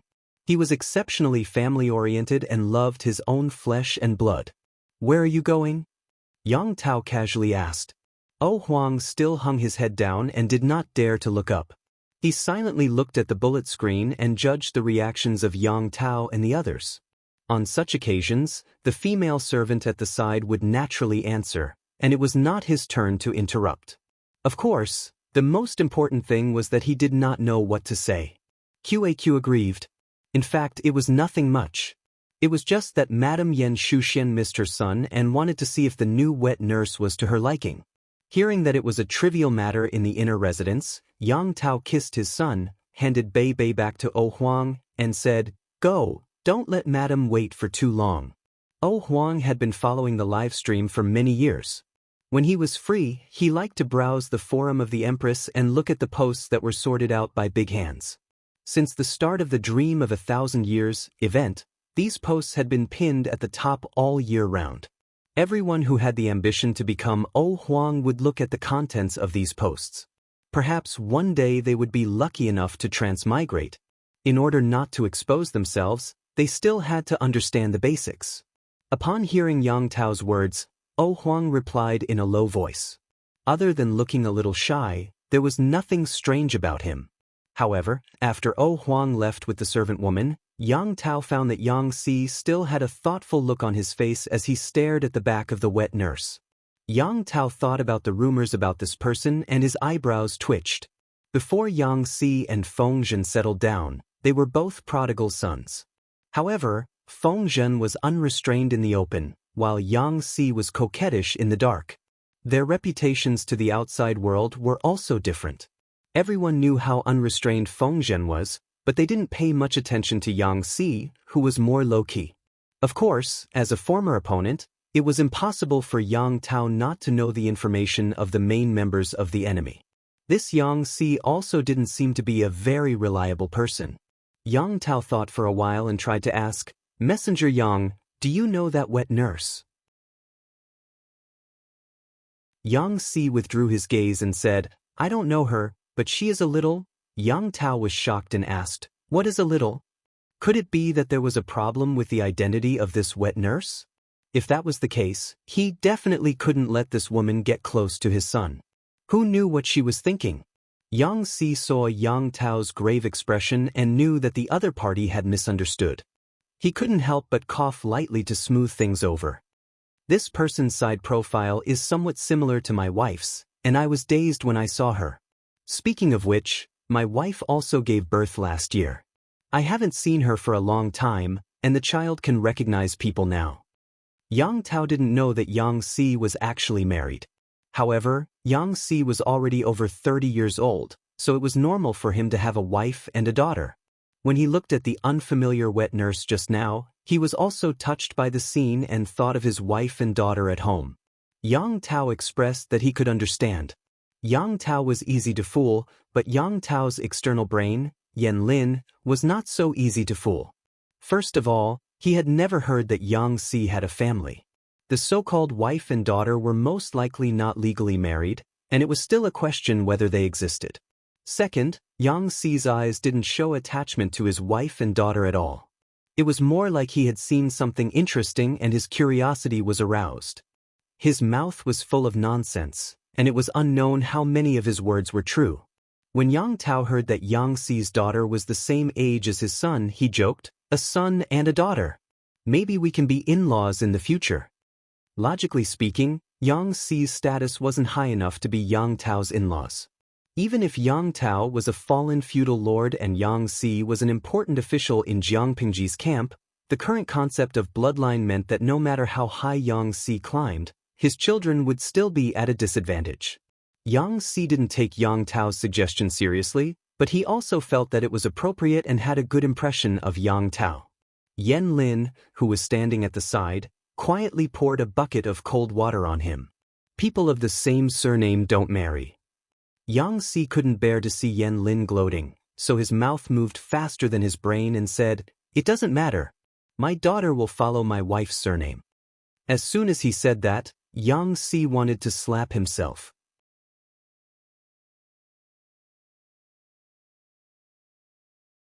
Chapter 1584. Wang Lin and Yang Tao, on the other hand, were shocked.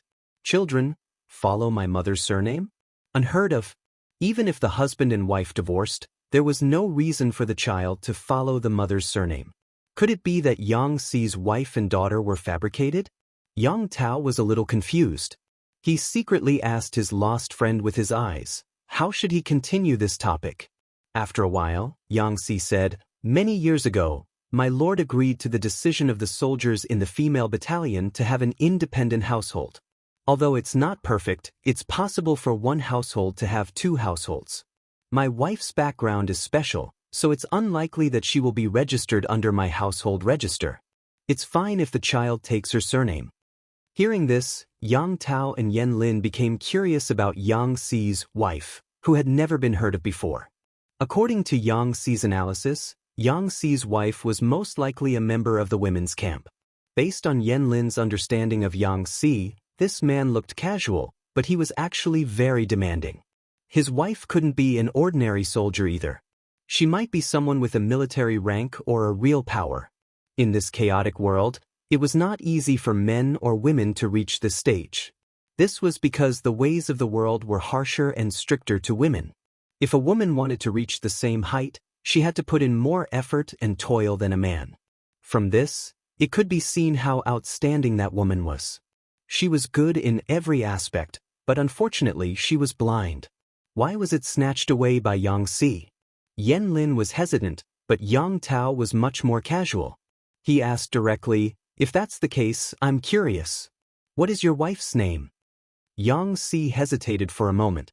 After all, his relationship with Colonel Jiang was tacitly acknowledged by everyone, but it had not been made public yet. "My wife's surname is Jiang." Martial artists did not have so many elaborate formalities, but Yang Xi was a scholar. It was impossible for him to casually tell his wife's maiden name to a man outside.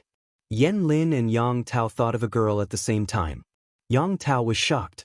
Could it be Jiang Nongqin, Field Officer Jiang? Yang Xi said, "It's my wife." The number of warriors under Jiang Pingji's command wasn't small, but it wasn't large either. Apart from a few who had the ability to command troops independently, most of them came from the wilderness. Their shortcomings were very obvious. They could fight battles, but they couldn't lead troops. As the only female general who held military power, Jiang Nongqin was naturally the center of attention. According to the information obtained by the spies, this female general had always been unmarried. When did she have a husband and a daughter? Yang Tao looked at Yang Xi with some eagerness in his eyes. If the child betrothal before was a joke, then this time it was a little serious. Anyway, Yang Xi had agreed just now. Yang Tao only needed to go with the flow. Yang Xi was miserable. He tried to refuse, but Wang Lin interrupted him. Yang Xi was not in the mood to think about the wet nurse. Why was he thinking about this wet nurse? Of course, it was not because Yang Xi had taken a fancy to her, but because of something else. To be precise, Yang Xi had encountered a total of 2 mountain ghosts. Although these mountain ghosts didn't have any ill intentions, there was a saying that went, "Those who are not of our race are bound to have different intentions." Xianxia couldn't guarantee that these mountain ghosts wouldn't cause trouble at the critical moment.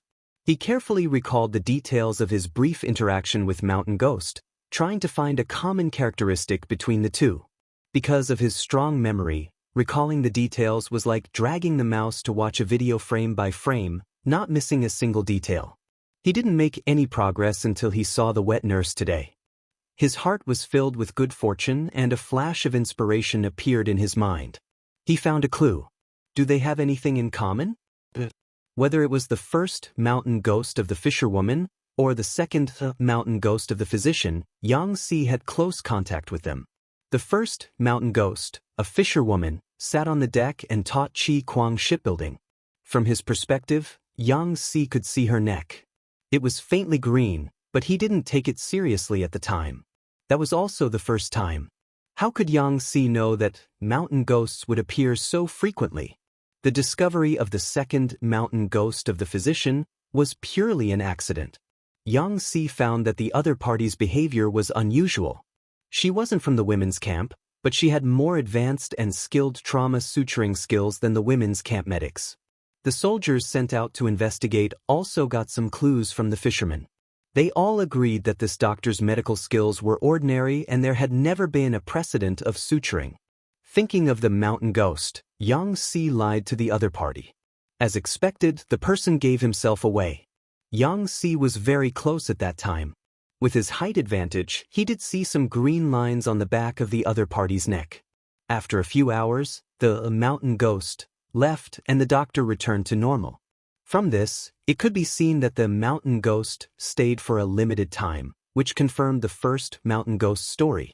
When it was the turn of the third mountain ghost, the other party kept her head down the entire time. Her collar was relatively short, revealing a section of green lines. When Xianxia saw this, he suddenly thought of the two mountain ghosts from before. If this was the mark of the mountain ghost's possession, didn't it mean that there was something wrong with the wet nurse? Thinking of this, Xianxia secretly tested Yang Tao. From Yang Tao, he learned that Yan Shuxian, who was in charge of the inner residence, valued the child's new wet nurse very much. She didn't hire anyone with a bad smell, an ugly appearance, a lazy personality, a loose mouth, or a damaged skin. Among them, tattoos belonged to the category of damaged skin. In other words, this tattoo should have been obtained after the successful application. Otherwise, it would have been impossible for her to be hired. Although Xianxia didn't learn from the rangers to get tattoos to show off, he also knew that after the tattoo was done, the skin would feel uncomfortable for a while and it would take time to recuperate. This wet nurse had only been in office for a day or two. There was no time for the tattoo to return to normal. All kinds of inferences suggested that the wet nurse was most likely a mountain ghost. Only a wild spirit would have the ability to do something that didn't make sense to this extent. After coming to this conclusion, Xianxia wanted to meet the mountain ghost of the wet nurse. Not knowing that he was being watched by Xianxia, Lucky Emperor shuddered secretly. When Yan Shuxian met Lucky Emperor, she saw that he was a little shy but very dutiful. Her son also liked to drink his milk, so she allowed him to stay. Although Lucky Emperor didn't know how to chat, he could copy the flirtatious words from the Empress's forum. This amused Yan Shuxian, who had been depressed recently. The 5 million salted fishes were secretly jealous. They thought that Lucky Emperor would have a good show to watch when he was breastfeeding. They didn't expect him to turn around and flirt with a girl. Not only was he flirting with a girl, but the girl was actually Yang Tao's wife, Wang Lin's biological sister. This made the fans of both families grit their teeth in jealousy. Soon, Lucky Emperor was out of luck. Because Xianxia found an excuse to see him. The salted fishes were stunned when they heard this. Could it be that the theme of today's live broadcast wasn't sexy Lucky Emperor breastfeeding, but scumbag Xianxia cheating on a woman online? A grown man suddenly wanted to see a married woman who was crouching in the inner courtyard breastfeeding. Put together, it made people's imagination run wild. Lucky Emperor didn't think it was messy enough. He asked anxiously, If Master Yang wants to sleep with me, do you think I should comply or not? The salted fishes were speechless.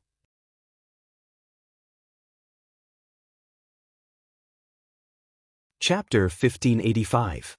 Although the European emperor was flirtatious, when he met Xianxia, he couldn't say anything. Nice to meet you, messenger. The European emperor bowed to Xianxia as soon as he came up. He was trembling with fear and looked pitiful, which made Xianxia think that he was scary. Do you know why I called you here? Xiaxi's eyes were as cold as water. He didn't deliberately use his aura to suppress the European emperor, but the European emperor felt terrified. It was like playing with a mobile phone by the window in high school. The teacher was standing outside the window and looking at the back of the European emperor's head with a cold face. Unspoken rules? The European emperor was also scared and very nervous. When he realized what he had said, he quickly changed his words. I didn't mean that. I don't know why you called me here. Xianxia listened to the European emperor's lame speech with a cold face. He seamlessly switched between servant, and servant. The European emperor was too nervous. As an otaku who had just graduated from high school and entered college for less than 2 months, he blushed when talking to a girl. He dared to say all kinds of flirtatious words through the internet, but when it came to face, he couldn't even say a word. He was timid, weak, and pitiful. Xianxia also noticed this. He simply got up and walked to the European emperor. The European emperor was afraid to look at Xianxia. He lowered his head slightly and stared at Xianxi's socks. He thought to himself, there's no foot odor? Xianxia didn't know the European emperor's flirtatious words. In front of the 5 million people, he touched the European emperor's neck with his 2 fingertips. He curled his fingers slightly, and there was indeed a green line on the back of the European emperor's neck. Before he could react, the European emperor jumped up like a cat whose tail had been stepped on. The bullet screen in the streaming room was in an uproar. Jiang Pingji, who was far away in Zhanjiang Pass, also stared at Xianxia. What are you doing? The European emperor grabbed his clothes with one hand and covered the back of his neck with the other. His cheeks were flushed and his eyes were slightly red. He was obviously dressed like a married woman, but he revealed the shyness of a virgin girl. He cried out involuntarily, "How dare you sleep with me?" Xianxia looked at his fingers and was stunned for a moment. Then he immediately burst out laughing. I don't even know if you're a man or a woman. Did I sleep with you? Xianxia was not a fool. From the tone and context in which the European emperor mentioned the unspoken rules, twice, he roughly guessed what the unspoken rules meant. Humph, it was most likely something between a man and a woman. Even though he had settled down now, Xianxia was still a veteran when he was young. What kind of beauty had he not seen before? No matter how bad his taste was, he wouldn't fall for a married woman, right? Tell me honestly, why did you sneak into Yang Tao's residence? The more a person liked to laugh and act coquettishly, the more pressure they would give others when they were serious. Looking at Xianxia, Europe King was so scared that he almost cried, especially when Xiaxi's dagger was still on his neck. What are you doing? I didn't provoke you. Xianxia sneered and spat out 2 words, which made the European emperor's body stiffen. Mountain ghost. Lucky Emperor was lying on the ground, and Xiaxi's dagger was placed across his neck. The back of his neck was facing Xianxia, and the green tattoo was particularly eye-catching. This should be the sign of a mountain ghost possessing a mortal's body, right? Xiaxi's fingers brushed past the skin, and there was no protrusion. It was as if it was not stabbed by an external force, but more like it was coming out from the inside. I don't care how you mountain ghosts run around. I owe a debt of gratitude to your kind. I won't do anything to you because of this debt of gratitude. However, you have to tell me your purpose in coming to Yang Tao's residence. Don't you know that Yang Tao wants to surrender to my master? If something happens now, how many twists and turns will there be? Both the European emperor and the salted fish in the live broadcast room were shocked by this turn of events. Sure enough, transmigration was not an easy job. These ancient people were more cunning than the other. Compared to them, Xianxia was more like a mountain spirit. Driven by a strong desire to live, the European emperor stammered, I really don't have any bad intentions. I'm still confused.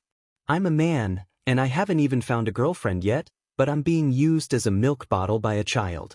I'm really at a disadvantage. I'm not a nanny. If he had known this earlier, he would have sat in front of the computer and continued to play games. It was better to nurse his teammates than to be breastfed by a little kid. Xianxia was speechless. Letting go of the dagger, the European emperor looked like a good woman who had been forced. Xianxia felt a headache coming on. I've met a total of 3 mountain ghosts. The first one knows shipbuilding skills, and the second one is excellent at suturing wounds. What do you know? In the face of such a blatant question, the European emperor's fragile heart shattered. He knelt down with a thud, looking as if he had suffered a great blow. I admit that they're all big shots, but I'm just a rookie. However, I'm good at nursing people and I'm proficient at it. If you were my teammate, I could help you ascend to the 12th stage. Xianxia was speechless. The 12th stage. He tried his best to analyze the European emperor's words and frowned. I'm just an ordinary person. I can't cultivate and ascend. He could also hear that there were differences in the mountain ghosts. The first 2 were most likely accomplished in a certain aspect, but the one in front of him, perhaps even Yang Tao's son, could bully him. Thinking of this, Xianxia felt that it was boring and uninteresting. However, the mountain ghost in front of him was so innocent and harmless. Perhaps he could get some information out of him? Thinking of this, Xianxia's stomach began to rumble with black water. Didn't they say that mountain ghosts rarely appear in the world? Why are you guys possessing mortals one after another? The European emperor broke out in a cold sweat. He bit his lower lip and did not know how to answer. If he answered incorrectly, he might cause trouble to the people who came after him. Xianxia was too shrewd, and it was difficult for him to lie. One was deliberately trying to get information out of him, and the other was guilty and afraid. Xianxia trying to get information out of him was easier than eating and drinking. Not long after, Xianxia found out from the other party that the mountain ghosts did not appear in groups. They would appear once every 7 days and randomly possess a living creature. There are tens of millions of living people in the world, and there are countless other living creatures. Why did I encounter 3 mountain ghosts in a few months? The European emperor said with a bitter face. Maybe it's because you're too lucky. The European emperor who encountered Xianxia was really unlucky, especially himself. He was simply unlucky. Xianxia asked, when did you possess this person? The European emperor looked at the time and said, 2 hours ago. He would possess a person for 7 days, and each possession would last for 12 hours. Xianxia silently noted down the time and pattern. It's not my place to interfere if you want to travel the world. However, I have a piece of advice that you should keep in mind. Xianxia's expression turned cold. What advice? Xianxia said, don't do anything that will hurt my master or hinder my master's hegemony. The European emperor was silent for a moment. He never expected that little Rongrong would have the attributes of a loyal dog. The anchor was really a woman that made people envious and jealous. Xianxia sneered and said, the tattoos on the back of your necks can't be concealed if you possess them, right? The European emperor looked confused and did not understand what Xianxia was talking about. Xianxia was speechless.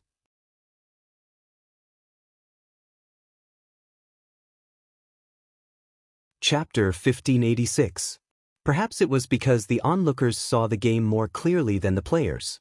The salted fish would not be able to react to Xianxia's aura in person, but when they watched the live broadcast through the screen, their reaction speed was very fast. This was probably due to the bombardment of palace dramas. How scary the women in the palace dramas were. It was as if every word and every look carried a deep meaning. At this time, every salted fish was like a detective with an IQ of more than 200, using a magnifying glass to dig out every hidden meaning.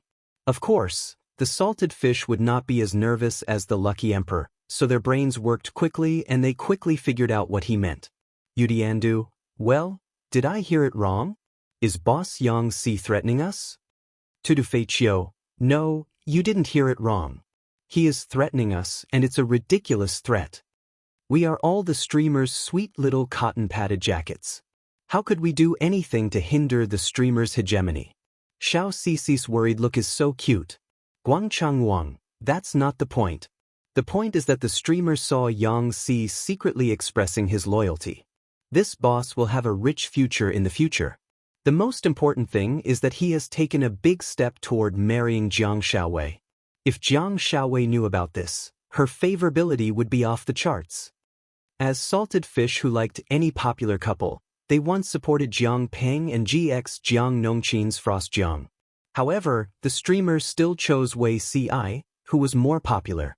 This made many lesbian fans of the cute couple wring their hands.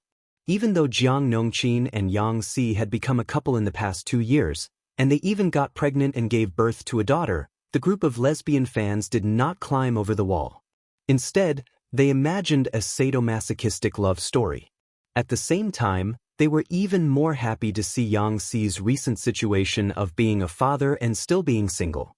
To return a beauty, one had to first increase the favorability of the Lord, rival in love. It was a sour feeling. Looking at the salted fish's bullet screen, the originally nervous and afraid Huang could not hold it in anymore. He burst out laughing. Yang Si's eyes narrowed and he asked, "What are you laughing at?" Oh no. The lucky emperor's cheeks, which had been flushed with great difficulty, turned pale again. He said, "I just think you are thinking too much. I have no ill intentions."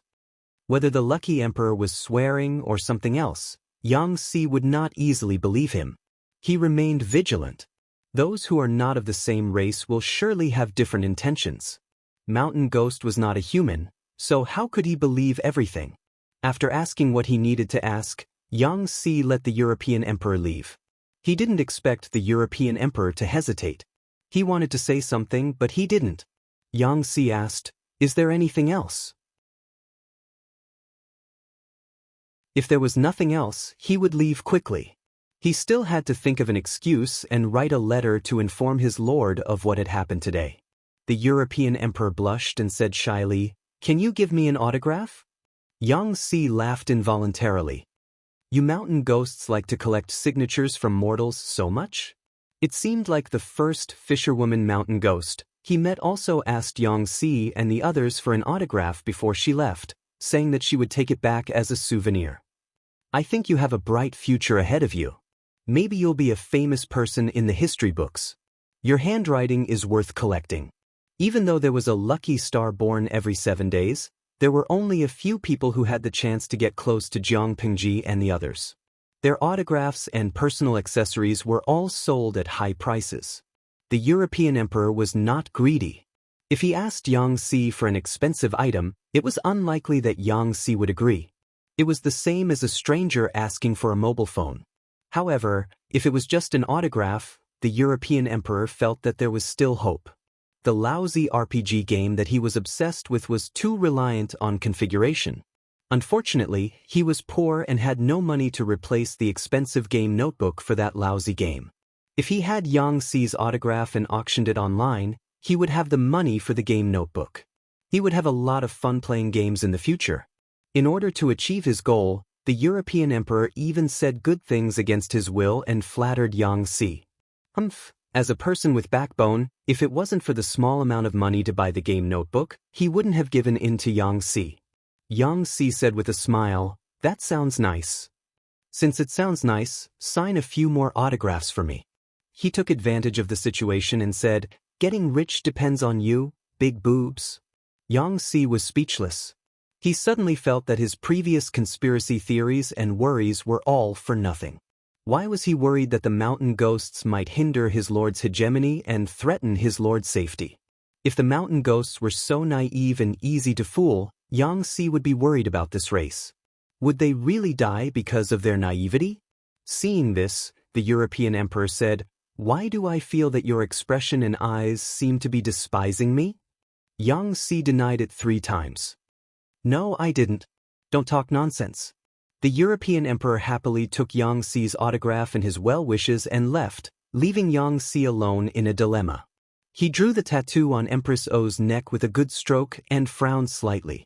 Even though he was experienced and knowledgeable, he couldn't figure out the origin or meaning of the lines. "Forget it. Since one appears every 7 days, I'll just be careful in the future. If the mountain ghosts could hide the tattoo on the back of their neck, they wouldn't have exposed themselves in 3 consecutive times. If the mountain ghosts were really a threat, Xianxia could also use the pattern of their appearance and the symbol on the back of their neck to guard against them. The appearance of the European emperor was just an interlude. Yang Tao's surrender was the big deal. Using the European emperor's perspective, Jiang Pengji roughly pieced together what happened over there. The Nie family isn't a threat for the time being. Let them fight amongst themselves. But Enchui's side is too restless and needs to be taught a lesson. Jiang Pengji said to Wei Ci, Yang Tao's surrender has to be done by me personally. It's inconvenient for Jing Rong and the rest, and many things aren't easy to settle. Even though Yang Tao had surrendered, he was once a feudal lord and he had taken the initiative to surrender. It was different from being defeated and captured. It wasn't appropriate for Xianxia and the rest to show up, so they could only settle him down and wait for Jiang Pengji to come over and deal with it. A portion of the troops were left at Zhanjiang Pass to prevent the Nie family from making any changes. The rest could be pulled to Zhangzhou and try to take down Nanxing before the Nie family recovered. Once Nanxing was taken down, Zhongzhou would no longer be a concern. To prevent any accidents, Jiang Pengji specially asked Qiguan Rang, Sun Wen, and the rest to stay. If the opportunity to attack Zhongzhou was ripe, they didn't need Jiang Pengji's consent. This was considered a complete delegation of power. Qiguan Rang said, the situation in Nanxing is unclear. Why don't you bring more people over, my lord? We can be at ease. Jiang Pengji asked, Wenjing, do you have any suggestions? Qiguan Rang glanced in Wei Ci's direction and said, Zixiao is cautious and thoughtful. He has also gone deep into Nanxing and has a good understanding of the situation there. My lord, you can bring him over. In addition, General Bai Ning is from Nanxing. Maybe he can be of use. Bai Ning was just an extra. Qiguan Rang's goal was still Wei Ci. His lord was too self-disciplined. As a subject, he was also worried. He could only find an opportunity to get the two of them together. Maybe one day, the goddess of children would appear and send the young lord over? Why would Wei Ci stay at Zhanjiang Pass? It wasn't that he had to be there, but the young lord really had to be there.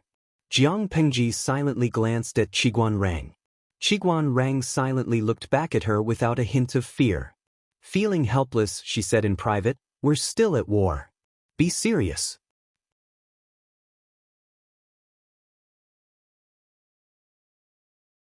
Chapter 1587. I've lived for more than 70 years, but this is the first time I've been hastened. I feel like I have an additional mother-in-law. She needed time to prepare for the journey to Zhangzhou. As the lord, Jiang Pengji did not need to be busy. Naturally, someone would arrange everything for her. She had nothing to do and told Wei Ci about Qiguan Rang hastening his pregnancy. The latter's expression was like an overturned pallet. Jiang Pengji thought he was puzzled about the 70-plus years. She smiled faintly and explained, the world I lived in my previous life is very different from this place. Ordinary people can easily live to 150 or 200 years old. Those who are strong and talented can even break through the limit and live to 300 or 400 years. As for me, although I have this potential, I'll most likely die in the line of duty because of my job. Don't think that I'm very old at 40 years old in my previous life. According to the average lifespan of this world, I'm considered to have just reached adulthood. I'm still young. Jiang Pengji emphasized the word young. She did not want others to say that she was an old cow that ate young grass. Moreover, Wei Ci's age in his previous life was not as young as Jiang Pengji's. Wei Ci laughed and said, No, my lord, you've misunderstood. I'm just curious, where did the term mother-in-law come from? If the lord compared Qiguan Rang to a mother-in-law, wouldn't Wei Ci have an additional mother, for no reason?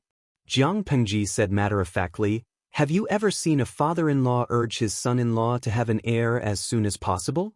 Usually, it was the mother-in-law or mother-in-law who hastened the pregnancy. Wei Ci held his forehead speechlessly. Was that the main point? Wasn't the main point why Wenjing was a mother-in-law and not a mother-in-law? Wei Ci felt relieved after thinking about it. His lord could not be the one who married, and he did not want to have a mother-in-law like Qiguan Rang. No matter which one it was, it sounded like a nightmare.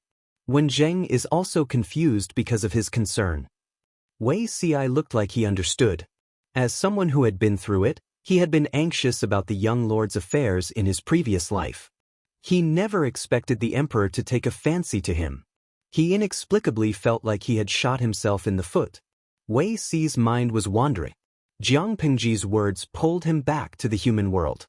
Jiang Pingji smiled and said, "A few days ago, he sent people into the mountains to look for wild animals that nourish yin and strengthen yang. Do you feel that your diet has changed?" Upon hearing this, Wei Ci's face immediately turned a little livid. Seeing his cute reaction, Jiang Pingji couldn't help but laugh out loud. "Wenjing, you're really? It's fine if you don't help Ci, but why are you mocking me?" Wei Ci held back for a long time but could not find the right words. Jiang Pingji, on the other hand, smiled happily and leaned half of her body toward him. To prevent Jiang Pingji from falling to the ground, Wei Ci stretched out his hands to support her. From an outsider's point of view, the two of them were in an intimate position. A third person could not intervene. How is this a mockery? Jiang Pingji cupped his cheeks with both hands and took a deep breath. Wei Ci turned his head with difficulty to avoid her and said with difficulty, "One must not have sex in broad daylight." Even though the two of them had a relationship that was not supposed to have, Wei Ci was still conservative in his bones. He was very conflicted about his lord's frequent intimacy. She was clearly very happy in her heart, but when she sobered up, she felt ashamed. From time to time, this would happen. Wei Ci even suspected that he was the femme fatale in the eyes of others, seducing the originally wise and mighty monarch into indulging in his beauty. Even the empress in her previous life was not so passionate and open. She was especially reserved in her feelings and was even as indifferent as water. Jiang Pingji glanced at the clothes of the two of them. They had not taken off a single piece. This can be considered as sex in broad daylight? She smiled and said, "Zixiao's standards for sex in broad daylight are really low." Wei Ci coughed lightly. Seeing that Jiang Pingji's eyes seemed to have a strange look, he understood and changed the topic with a strong desire to survive. "Speaking of Wenjing's matter, I'm afraid it's not his idea alone." Jiang Pingji could not help but laugh, but she did not expose Wei Ci's lame actions. "Young lord, what will come will come. No matter what, we have to wait until Nanxing and Zhongzhou are conquered. Only when the world is stable can I have the energy to consider the matter of the heir." Due to the limitations of technology in this era, Jiang Pingji could not enjoy the benefits of waiting for a baby to be born after an operation. She had to give birth to the heir herself. Women used their bodies to give birth to life. There were many inconveniences in life. She had to make thorough preparations before considering this. Anyway, our bodies are not bad and we don't have bad habits. Maybe we can have a child in one go. Wei Ci agreed with this. In the previous life, Her Highness Jiang Yan was born not long after their first time. At that time, their physical conditions were not as good as in this life. From the time Her Majesty discovered that she was pregnant to the time she gave birth, everything went smoothly. Her Highness Jiang Yan was born in only 2 hours. However, there was an unforeseen event when she gave birth to Wei Kong. The delivery room was mixed with something evil. It was difficult to give birth to that unfilial son after a day and a night. When talking about children, Wei Ci was easily distracted. "My lord is in good health. You can have the young lord at any time." On the other hand, Wen Zheng and the others have to wait. Jiang Pingji said, "What is obtained too easily is often not cherished. Let them look forward to it so much that their necks grow, and they will know how to cherish it." Wei Ci thought of the previous life and could not help but laugh. "My lord, aren't you afraid that the young lord will be spoiled? Do you think that's possible? They don't even spoil their own children. How can they spoil the young lord?" Jiang Pingji had seen the children of the next generation. None of them were crooked, especially Feng Zhen's family. If the upper beam is not straight, the lower beam will be straight. That's true. They are already deeply grateful to have a young lord. They look forward to becoming dragons and phoenixes. How would they dare to spoil others? In the previous life, Jiang Yan was also highly anticipated by everyone. Even though she was a girl, no one said anything about it. She was raised according to the standards of the crown prince in all aspects. Even when Her Majesty was pregnant with another child, apart from most of the disloyal fellows, Qiguan Rang and a few others were the few officials who did not propose to abolish the crown prince, Jiang Yan, and cultivate a male heir again. Their political stance was also biased towards Jiang Yan. Of course, this was also related to Crown Prince Zhang's premature death at birth. If Fu Shou had not faked his death and hidden, Her Majesty and Her Highness Jiang Yan would have been in danger. It would not have been easy for Jiang Yan to win against her brother. You're distracted again. This is the third time. Jiang Pingji gently pinched his cheeks. Recently, she had been feeding him delicious food. Why did his cheeks not grow fat? Wei Xi said, I can't help but think of Fu Shou. Jiang Pingji said, why do you think of him? She had seen two children in Wei Xi's spiritual world. The child named Wei Tsong was quite likable. He looked like Wei Xi. Wei Xi said, as a father, I didn't do my duty to teach him and caused him to go astray. I'm ashamed of Her Majesty's trust. Wei Zixiao, I've tolerated it for a long time. Jiang Pingji's face darkened when she heard that. She pinched his cheeks with both hands and pretended to be angry. Don't you think it's too much to mention another woman in front of me? Look at the color of my head. You can even breed horses on my head.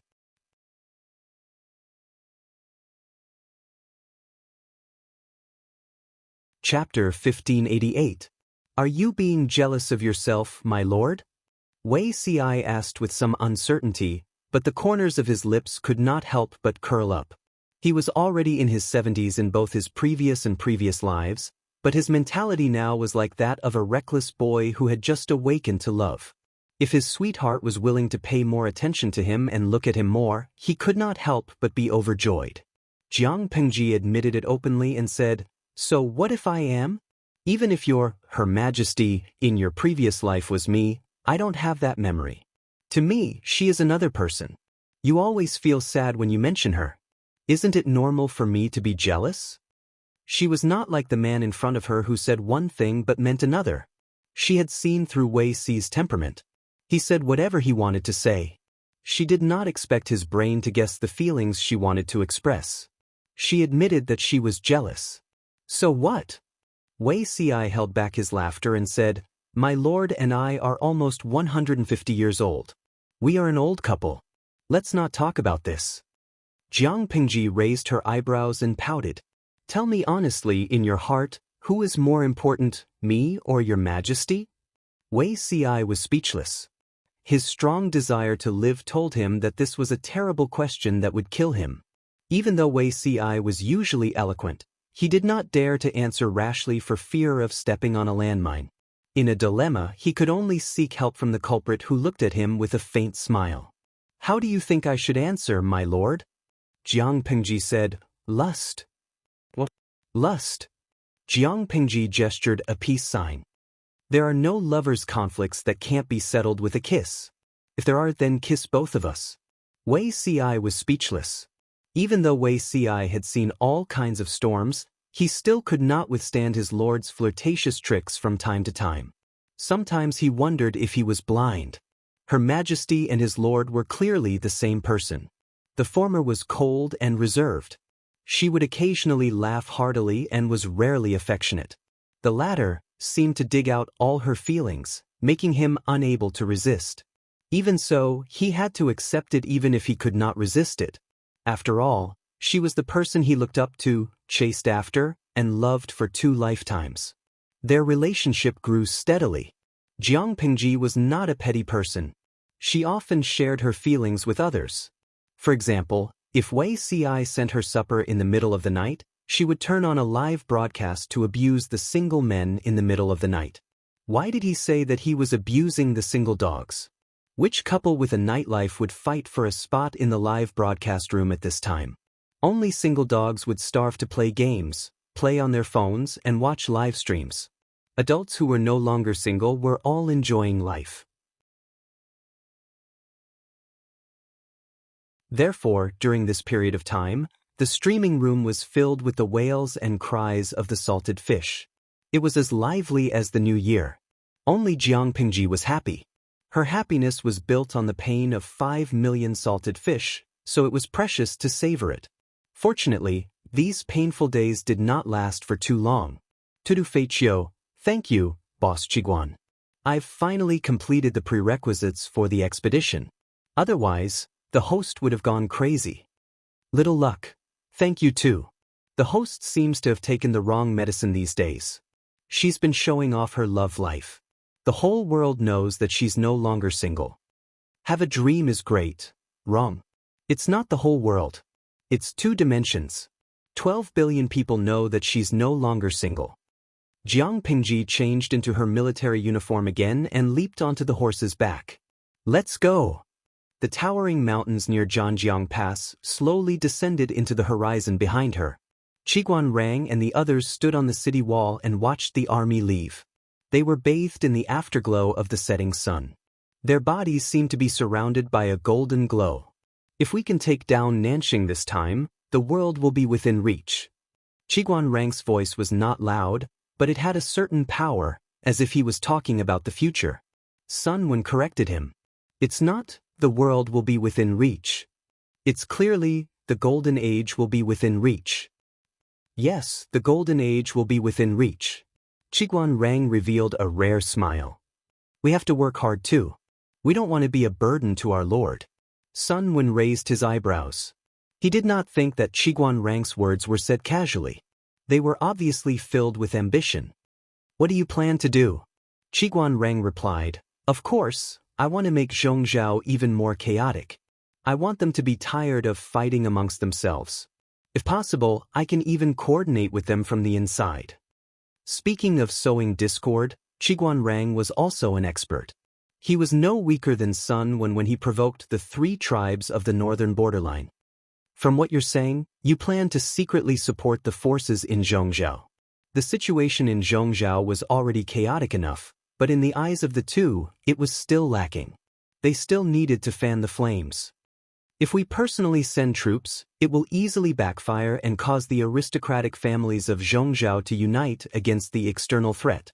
Qiguan Rang understood this point very well. Once there was a common enemy and a greater hatred, former enemies could also temporarily become allies and unite against the external threat. This was not what Qiguan Rang wanted to see. It's better to secretly support one person and use the other party's hand to plant informants and instigate more intense internal strife. The fiercer the internal strife in Zhongzhou, the greater Qiguan Rang's profits would be. Qiguan Rang was not worried that no one would be willing to cooperate with him. Standing in front of sufficiently tempting benefits, not many people could resist, let alone those who only had ambition but no intelligence to match it. Qiguan Rang asked Sun Wen, Zidao, what do you think? Sun Wen smiled and said, very good. He had settled a portion of the enmity with the Nye family, but it was far from enough. To uproot the Nye family, as the Lord, Jiang Pingji still had to reach a higher position. If she could take Zhongzhou into her own hands, what would the Nye family amount to? Sun Wen naturally agreed with Qiguan Rang's suggestion. Putting aside their plans for the time being, Jiang Pingji began her boring march. Zhanjiang Pass was not very far from Zhangzhou. Riding horses at full speed, coupled with the waterway, one could usually reach it in half a month or 20 days. However, Jiang Pingji brought along 50,000 troops and horses. Naturally, the speed of the army could not be compared to the speed of the messenger. Overall, it was much slower. On the 10th day of the march, the scouts of the army stopped a messenger.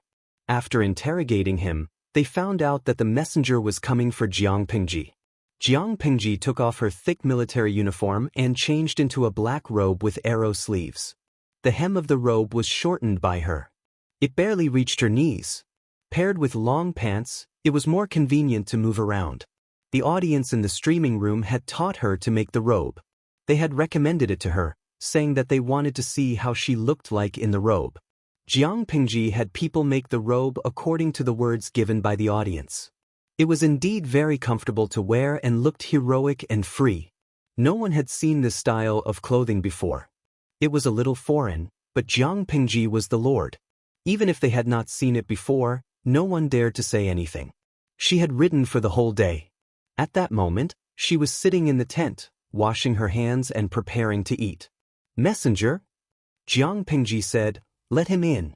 Is there any change at the front line in Zhangzhou?" Unbeknownst to them, Jiang Pingji had hit the nail on the head. The messenger entered the tent and half knelt to report.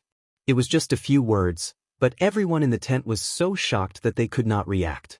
Wei Ci, who was helping Jiang Pingji set the bowls and chopsticks, trembled. A pair of chopsticks fell on the table with a clang. You're tuning in to the Wang Lin's Journey YouTube channel. Don't forget to subscribe and join us on this journey to catch the most captivating stories.